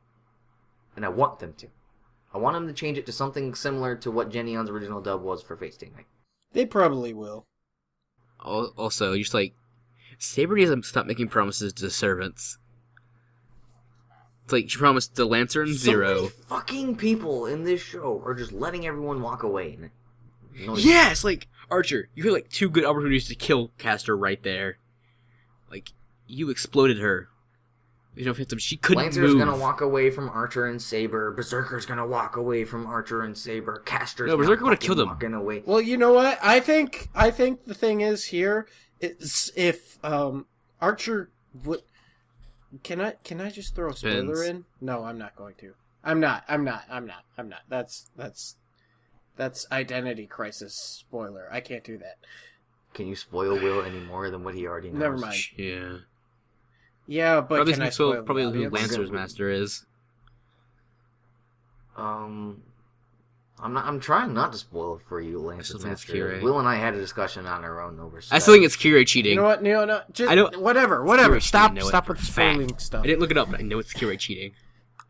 You're gonna look it up. No, I didn't look it up, but I'm positive Kirei's cheating somehow. I'm like, no. You're in this. I know you're cheating. I don't trust him. Okay. This is why I wish Bizette was in this show. Wish who? Bizette, she's a character from Hollow Ataraxia, but whatever. Isn't she like the Fox girl? Or No, she's the Caster. box. Did you say who? That's Caster. Fox. No, you mean like extras caster? Caster. No, I'm Bizette. She's a redhead Oh, never mind. from the Mages Association, I think. I can't remember if she's from the Mages Association or the church, but pretty sure Mages Association because I know Kirei's daughter was the one from the church. Kirei has a daughter? Yeah, he does. Poor girl. Yeah, that's mentioned, but you never fucking see her in Zero. No, you never see her in Zero. You never see her in Stay Night. She doesn't pop up until Hollow Ataraxia. Bizette, who I find I haven't read Hollow Ataraxia, but based solely on like her wiki synopsis, like I find to be something of a far more interesting character that I would learn to like learn way more about. Because she doesn't fit, that whole high school stereotype that Stay Night is is doing right now, while still being an in-canon character. So I'm like, oh my god, someone who breaks the mold. I need to know more about you. You know, really, like, episode 7 gave enough foreshadowing for who Archer is. Like, I definitely would have gotten it by now. If they mentioned one simple thing that is possible. Well, stop lying. No, I would have gotten it by now. I know for a fact, if they mentioned one simple thing that was possible, I would have gotten it. At this Okay, point. so here's some things I took issue with. First of all, Archer and Shiro were bantering back and forth like children. Idiot, idiot, idiot, idiot. And maybe like Shiro, sure, but Archer is when it comes to dealing with Shiro, he lowers himself. 6-year-old. to this to this a man. He lowers himself from this this pedestal that I tend to keep him up on, because I'm like you are a guy who seems to more or less understand shit, and then all of a sudden when Shiro is around, you become a crybaby. Yeah, he is. I could explain the reason, but that's very spoilery. I can explain the reason too, but it doesn't change the fact that I don't like it. It's everything for 7 other than, I thought it was kind of funny because they were arguing. Yeah, while well, they're there's in a fight with explosions Caster. and she's trying to kill him, and they're like, "No, fuck you! Yeah, no, but, fuck okay, you! but No, you see, fuck we're you!" laughing at it though. We're laughing I at it. just thought it was I know funny. it's funny and it's entertaining. It looked good and But it was funny. Do you really think Face Day Night wants to be remembered as a comedy? No. And I know it doesn't. And I know it wants its dialogue to be taken seriously, but so far I haven't been able to do that Somewhat. for a long time now. Somewhat. I don't know. Because everything that's ever been Fate Stay Night has always had that essence of comedy mixed in. No matter what. The only things in the universe, this realm that the authors created, that aren't funny 0. are the Kara no Kyokai movies. 0. And I haven't seen the other. 0 had its own elements of comedy. Wait, what were those? Zero What were only those? had every Ryder. 2 moments. Entirely.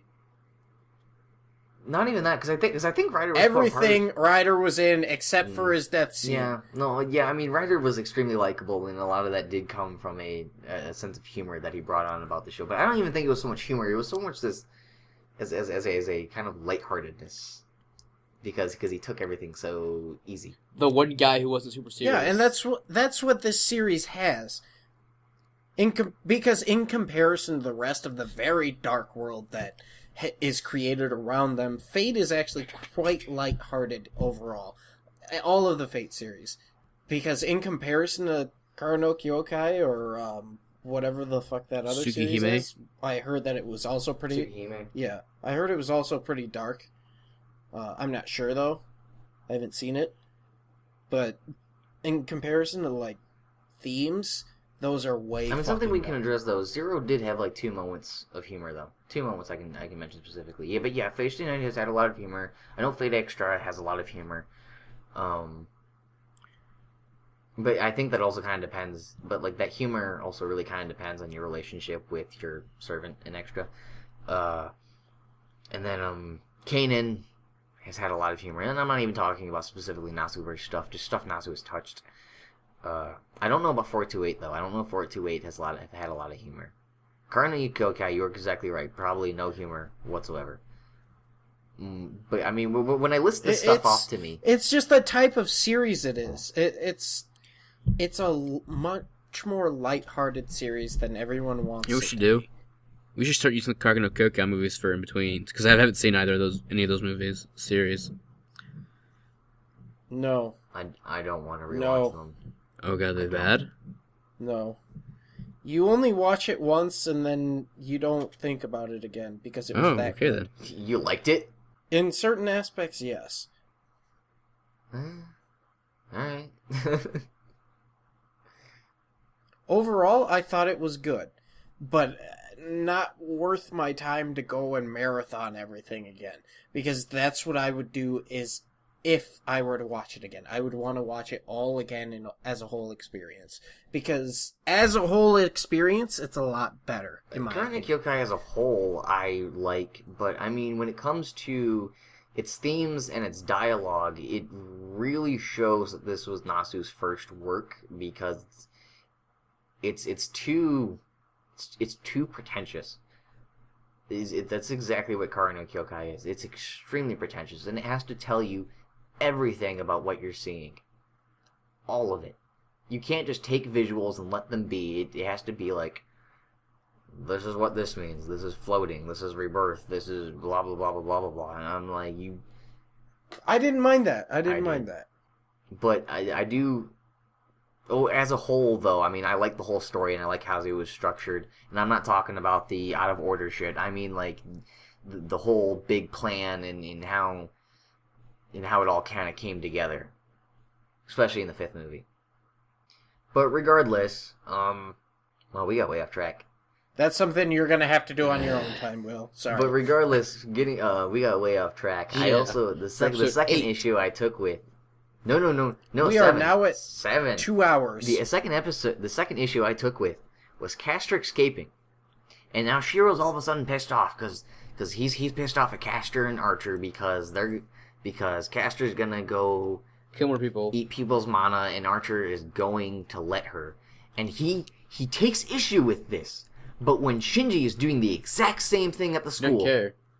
he didn't give a shit, and I was just, this inconsistency is just. Well, I think that was because that he didn't think Shinji would be capable of actually completing the circle. Whether he's capable of doing it or not is not still the something to issue, be because serious I know about. because he can still stop Shinji, and I think in some way, shape, or form he believes that he can still stop Castor, and I think even Archer knows that he can still stop Castor, and that's why he attacked him. But what I'm getting at is that he should be angry at Shinji for doing something so evil, and he's not. Since He's not taking issue with Shinji's character. Doing it. I think he was just more concerned about the people laying on the ground almost dead. No, we're talking about Rather than before it actually happened. The dude that caused Like it. when he said, "Oh yeah, I can do this." He was setting up for it. You know what I mean? Like there were 2 episodes before the Bounded Field activated in 8, where we knew Shinji was a master, and Shiro didn't do anything. And he got really pissed when Castor was doing it. Didn't do it. Same thing with Rin, though. What are you talking about? Ren not taking issue with this?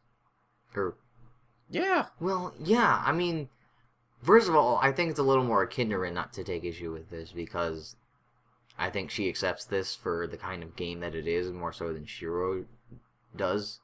In episode 0, what did they do? They went around and said, "We would never do something like this, and I would hate the person that did this."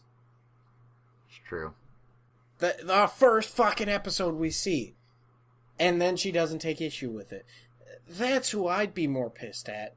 Because Chiro, yeah. In all honesty, the dude was his best friend for a while. Shinji? Remember? Yeah. Wasn't Shinji Shiro's best friend? I don't think Shinji so. was beforehand? I'm pretty sure it's mentioned in somewhere in the series that they used to be good friends. No, I Before I don't the actual actually series. think so at any point. I know that the Heavensfield route tries to make Shinji a little more relatable, but I don't ever remember at any point whatsoever them talking about their past. Because I'm pretty sure when Sakura moved in and Shinji knew that he was being kicked to the curb as, you know, being the mage chosen to pass down the Mato lineage, I'm pretty sure he instantly became jealous and pissed off. It was. He hates Sakura, even though things happen. So then you gotta ask this question, ladies and gentlemen. For those who have seen Zero, I don't think it would be a question whatsoever to those watching Stay Night. When the fuck did Shinji did Shinji come in, and why isn't Sakura the chosen master for this Grail War? We discussed this, Drake, the other night. Yeah.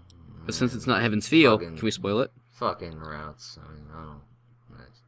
No, because the movie's gonna come out. It's like The movie will come out. You know, speaking of which, Assassin, when he was talked about by Castor and Archer, they never strictly said that he was Assassin. They always just kept calling him an Assassin class servant. So I think even Castor knows that what she has summoned is something of a Incomplete. yeah, something incomplete because they need masters. You know, they just do. They need human masters. They need a mage. Servants need human mages. It's just kind of how the whole system works. And when you get into the nitty gritty of the system, it makes sense because when you know what the Grail is and what it wants. And so Castor doing this, and I don't know if she's supplying. See, here's what gets me: is I'm wondering if she's supplying Assassin with her own mana, and if she is that making her weaker too? No. Because she's gathering mana from the temple. Right. No, the temple. She's gathering mana from the temple, so because she has all that massive amount of mana that's being generated by the temple and by the no, I know, because I think even Zero said that she's able to do it. Said that the temple is one of the last locations in Fuyuki City that has the most amount of mana stored in it, because I guess the world itself has a mana flow, and so Fuyuki City is chosen as that's why Kyrie mana of any city sits there for like 3 days straight waiting. Yeah, remember? And I think you mean Kiritsugu, like, this is the most likely yes. place where it's going to happen. He was wrong. Kiritsugu sits there for 3 days straight. Was it 3 days? Yeah, I think it was. so. I know he sat there for a long time, but No, I it think was it was. 3 I think it days. was just 3 overnight days. because I know Saber came up to him and talked to him and No. said, "I can't find your wife," and then he is just like, bummer. And then he goes on about, I don't know where he went though. I think we need to move on to discussing episode 8 of Midnight Blade Works. Alright, whatever. Hey, KZ Zero memory, but Zero is good, and then this is... Whatever. I just kind of want to move on to the next show since we're 2 hours in 6 Okay, minutes. but I think we can get episode 8 out of the way though, because pretty fast, because episode 8, fucking shittiest episode yet in this whole series.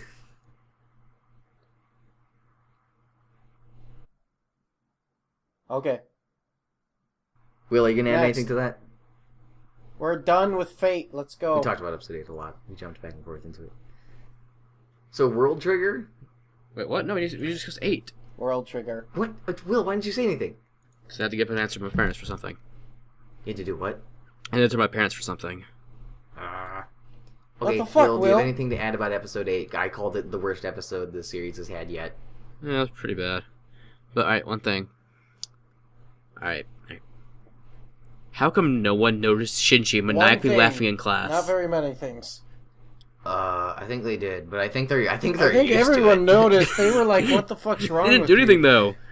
They're just like, what the fuck, dude? Calm down. Stop being freaking weird. And I think Ryder's death scene And in getting episode all 8 the was really, girls. really stupid. I mean, if they wanted it to be dramatic, they should have left it as a surprise instead of ruining the surprise with the retarded first-person view that accomplished nothing, but ruining the spoiler that was going to come 5 minutes later. Just open the door, she's dead.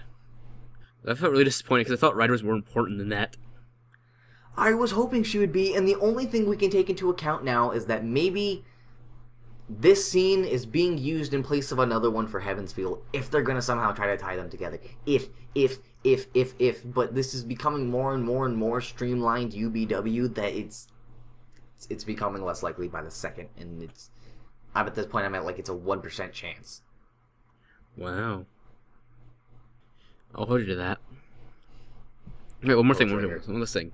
What? How come no one notices that Shiro, Rin, Shinji, and another person have They matching all have tattoos? on their hands. Have Yeah. matching red tattoos on their hands. How does no one notice that? Because... I don't No, but actually you see know. him I don't in fucking school. care. Except Shinji doesn't have one. Because only people with magic can see other magic. Sure, I'm whatever. assuming it has best excuse illusions, I guess. Hypnosis. This is Shinsekai where we can't handle everything. Shiro can't do that, so I'm just gonna guess if you don't have magic can't see him? circuits, or if you can't use a magic circuit, then you can't see it. Because it's a magic circuit mark, basically. That's something I really like about the Nasuverse. I like magic circuits. The idea of that's really cool. Alright, moving on. World So Trigger. brain dead because of Fate Stay Night. But World Trigger. I don't hate it that bad. I'd rather watch it. I'd rather watch it than couple Fate Stay episodes Night. were And yeah, these better. episodes were better. Little They're bit. Finally, they're getting to shit. And then I think they finally got to like what was the most important aspect that we probably should have got to since the beginning is the black triggers. I mean, briefly discussed, but the fact that now that all of a sudden Yuma's powers have been explained, and now that we know that more people have them, and this is probably something that's passed down to all Kids, of the elites, or if not, very specific people who are extremely skilled at using black triggers. The power elite. The power elite. But basically, the black triggers are What our was equivalent named? of our ultimate weapons right now, and Yeah. Okay, so we also got the side effects. So, Jin's power to see the future, as well as other character side effects as well, is all getting explained. We covered why all Trian soldiers are appearing, outside of the zone.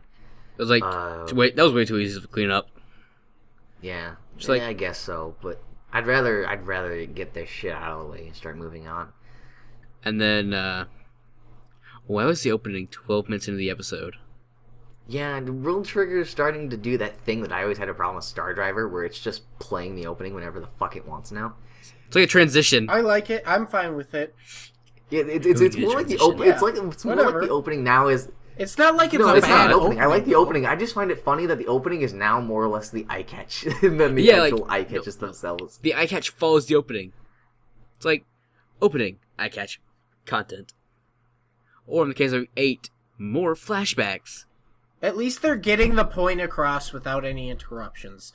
That's Okay, what I like. I will agree with that. They are doing that. Chica is finally getting. And they're getting better at it. Chica's finally getting explained. It's like her whole big deal because we saw her a couple times throughout the several episodes, just doing nothing besides looking at Osamu. Is she Osamu's waifu? Probably. Or no, I mean Uma's waifu? No. No, I'm pretty. She's no. Yuma's. No. Whoa, Yuma's whoa, whoa, love whoa, interest. okay. I'm sorry. I was for some reason I thought you were saying Yuma too, not Osamu. Let's just not get into that. He's a pedophile, isn't he? Okay. Huh? Osamu's a pedophile. Is Osamu a pedophile? They're the Well, they same are. age. In fact, she's older, I'm pretty sure. No, I'm pretty sure she's supposed to be younger. Because, Like 2 years, at least. Because the anime's already done this, right? Where it had that whole conversation between Osamu and Chica's brother. Yeah. He's just like 20 or And they had something. it. Osamu's like Mm. 16 and she's like Okay. 12, was what they said, right? She's something young, No. but I don't think it's 12. Osamu's 14. He is? Yeah. Okay. He's middle school. Yes. Remember?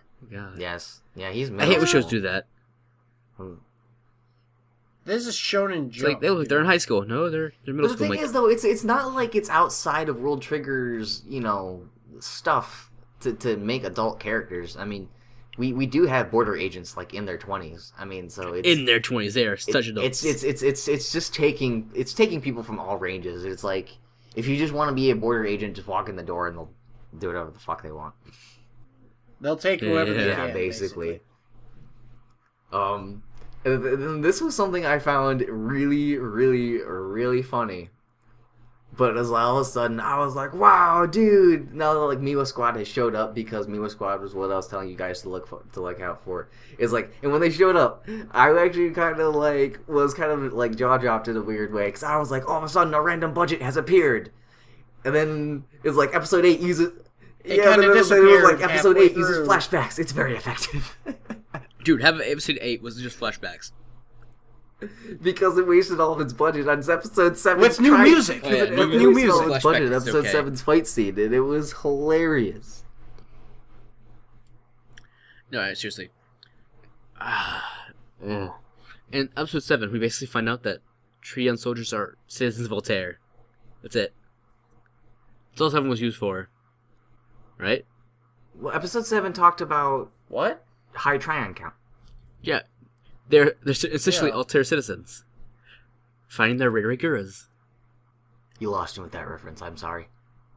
Evil. Yeah, I don't get it. They were capturing, Evil. like, citizens, people with, like, high power. Okay, yeah, I get Evil? They were capturing With high power. women. No, they were capturing. With They were high capturing potential. all. They were capturing all people, and I did notice that at first. But I think that's because at the start of the series, they didn't really know that they were looking for a woman just yet until they said like we need to find our Eve, or how are they? I'm just saying because they're Kono as. kidnapping people from another world, as some sort of fuel source with high power. That's why I made the joke about being all Terra citizens. Okay. Anyway. Also, Whatever. Chica's been getting attacked for like 4 years at this point, right? Right? Who's been in what for 4 years? Chica's been being attacked for like 4 years at this point.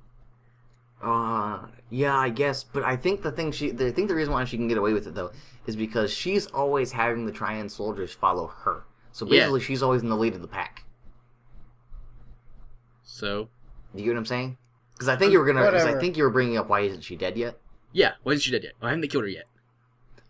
Yeah, because she's able to conceal her presence. That's why.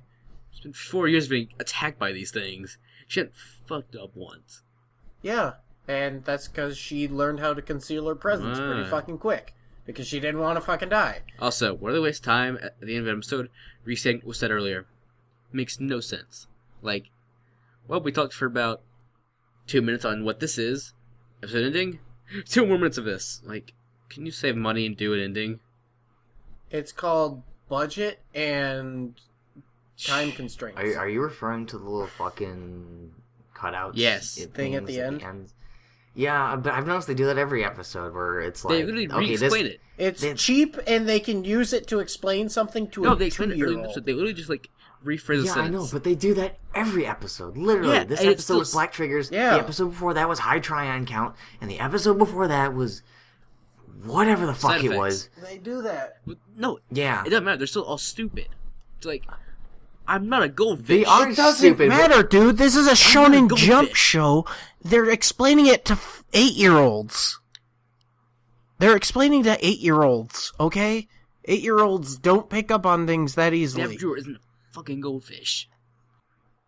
What? No, I get where he's coming from. I think what Will is saying is he doesn't want to be babied as much as No, Miles is. they're accepting wasting it. time. Well, guess what? That's not the type of show you're watching. Well, I mean, okay, you say that, but let's think about so many other Shonen Jump shows. That There's don't do that every Naruto, episode. there's Bleach, there's fucking Death Dragon Note. Ball. Like there's these shows with a lot of action and with a lot of technicalities to them that don't get explained to us because we understand what it is. You know? We understand the lore and But what's that's happening. just the thing. That's just the thing. This show, this series was designed more for children in the So, beginning. Naruto, they never stopped to explain how a shadow clone worked. Yeah, because basically, more or less, the World Trigger was saved by They the did. editor, not the actual writer. They did explain. That's the second episode. Whatever. Look at what World Trigger is doing to us. I the show's so bad. I would have dropped it by now. If it weren't for the opening, I would have dropped it by now. So my rule is if I like the opening, I can't drop it. Which is why I'm still watching Your Lie in April. It was the only reason why I watched Mirai Nikki. But then it hit me when I finally when the opening finally stopped, and then I realized I always knew, but it's like this how just fucking awful this show is. It hit me, and I was like, why do I do this to myself? Why don't I just go to YouTube and type in Mirai Nikki OP? Why don't I do that for Your Lie in April? And just listen to See, the Goose thing Out is, though, to- the same thing is, I do this to people today too, because everyone's like, "Oh, I watch it for the opening," and I'm like, alternatives exist. You realize this, right? Well, actually, not that many anymore because now Yeah. they're all distorted and they It's don't annoying. sound right. So you gotta watch it with the series unless someone's actually made a downloadable thing where it's just like perfect. And then because if you don't watch it the right way, then it's not the same. It doesn't feel the same. I'm ready to move on to Yona. Katsuki no to Me Yona, too. to Yona, which is so good. I love my Yona. Never again. Okay, that's it. Should that, No. should that No, be a highlight? no, I don't know. Drake, I'm Miles, done. should that be a I'm done. highlight? I'm Nope. not sure. I'm putting the headphones down. I'm done listening to this crap. What are you, Miles? He actually- come back. Miles, please. Yeah, this is the highlight. This is the highlight. Miles, I'm not reenacting this Game Grump shit. All right, so it's like just come back. Let's get on the same wavelength. Let's get on the same wavelength here, and let's discuss this like mature men. He's gone. Real You know that, men. right? No. He's there. Miles, I know you're there. Miles, I know you're there. Let's do this. Let's discuss this like true Gendo style sitting Glasses pushing in their men. chairs with their fingers crossed and then looking all ominous and then getting on the same wavelength with deep eye contact and Miles. He's gone. You know that, right? All right. Anyway, Yona. So good. But Yona's so good though. Oh, Yona's like the one thing that keeps me sane with that entire site. Yeah, he actually left. He just got back in. Oh my god, he came back. Miles, hello. Miles. No. You leave again?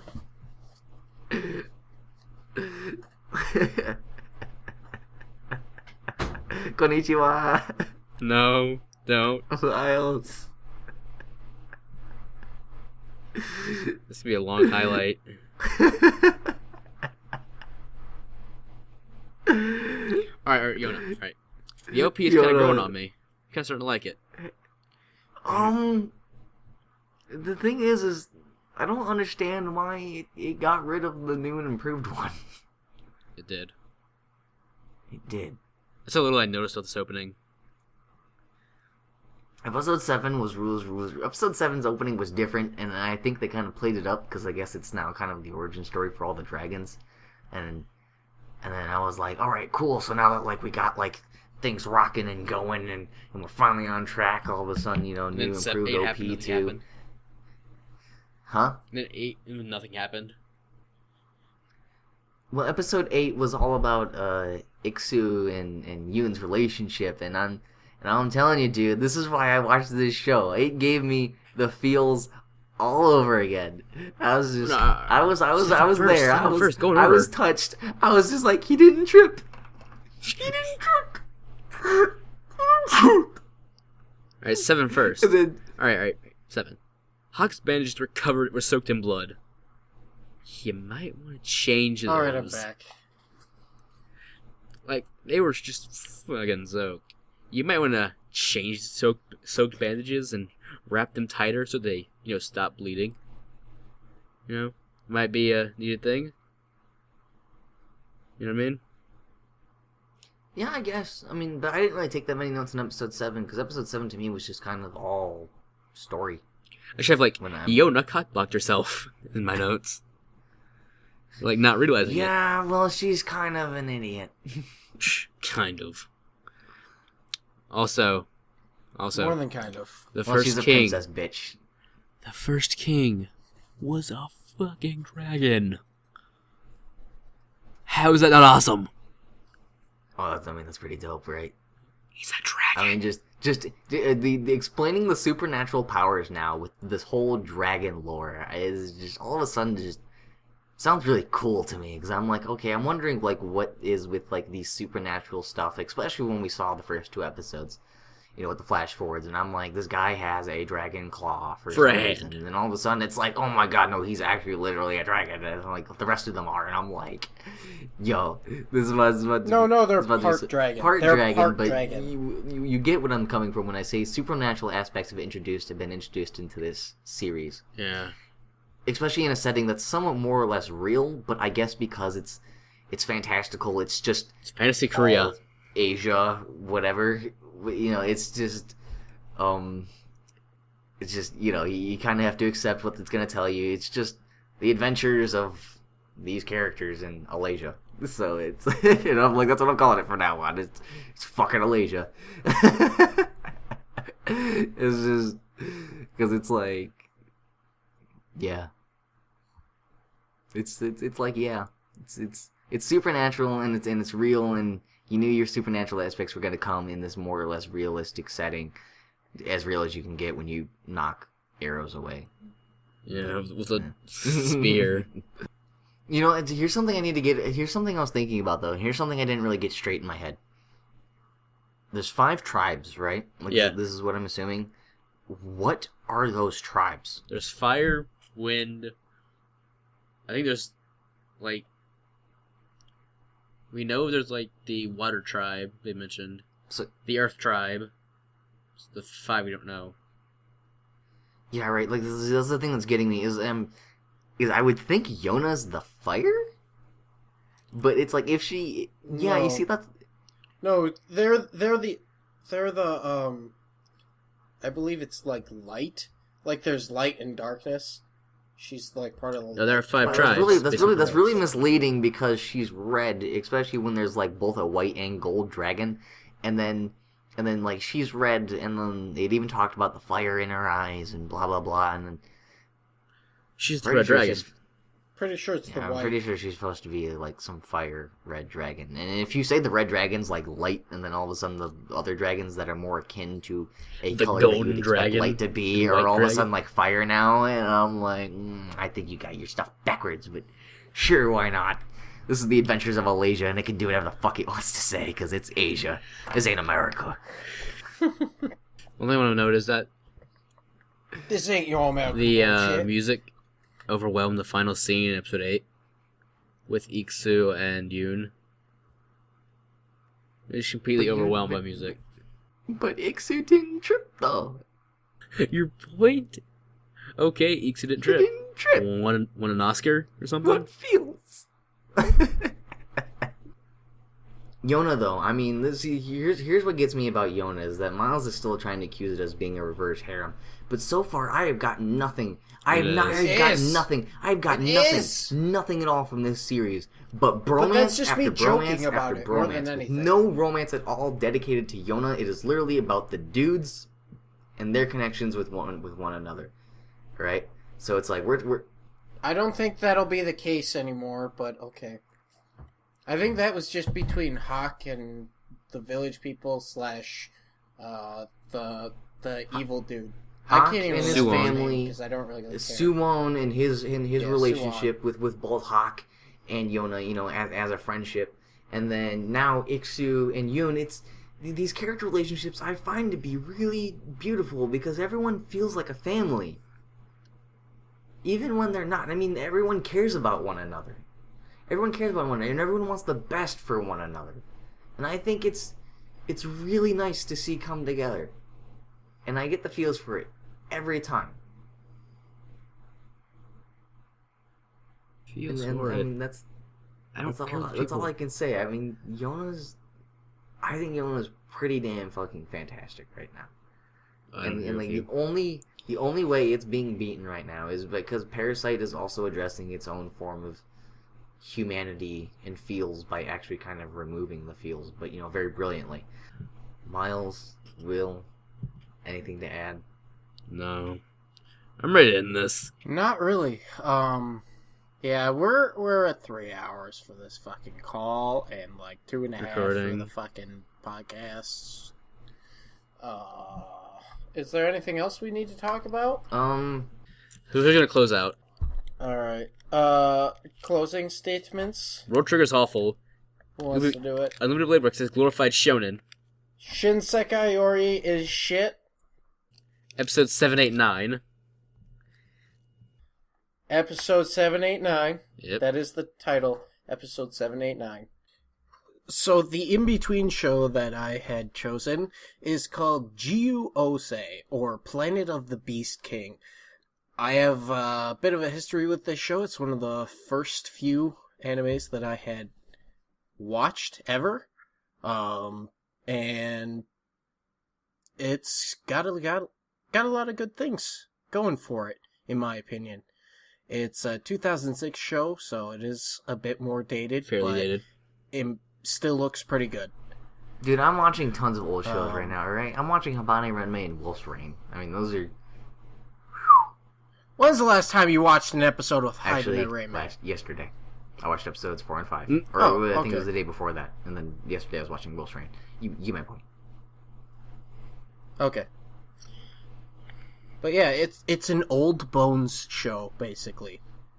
So it's actually good. Alright, so we have that much to look forward to. Yeah. Well, in 2 weeks we'll be doing Idolmaster, but for next week we have Wixoss. Thank you. And then also on top of that, we will be watching the Idolmaster movie. That'll be our in between for the podcast next after. show, but we'll get to that cross-up as we come to it. Well, I mean, it works pretty well though, because I mean, It does. The movie serves as a finale, and we can treat it as a standalone episode because, well, it's a fucking movie. Alright, so thank you for watching episode 7, 8, 9 of Anime Circuit. Next week we will have Wixoss, followed by Idolmaster.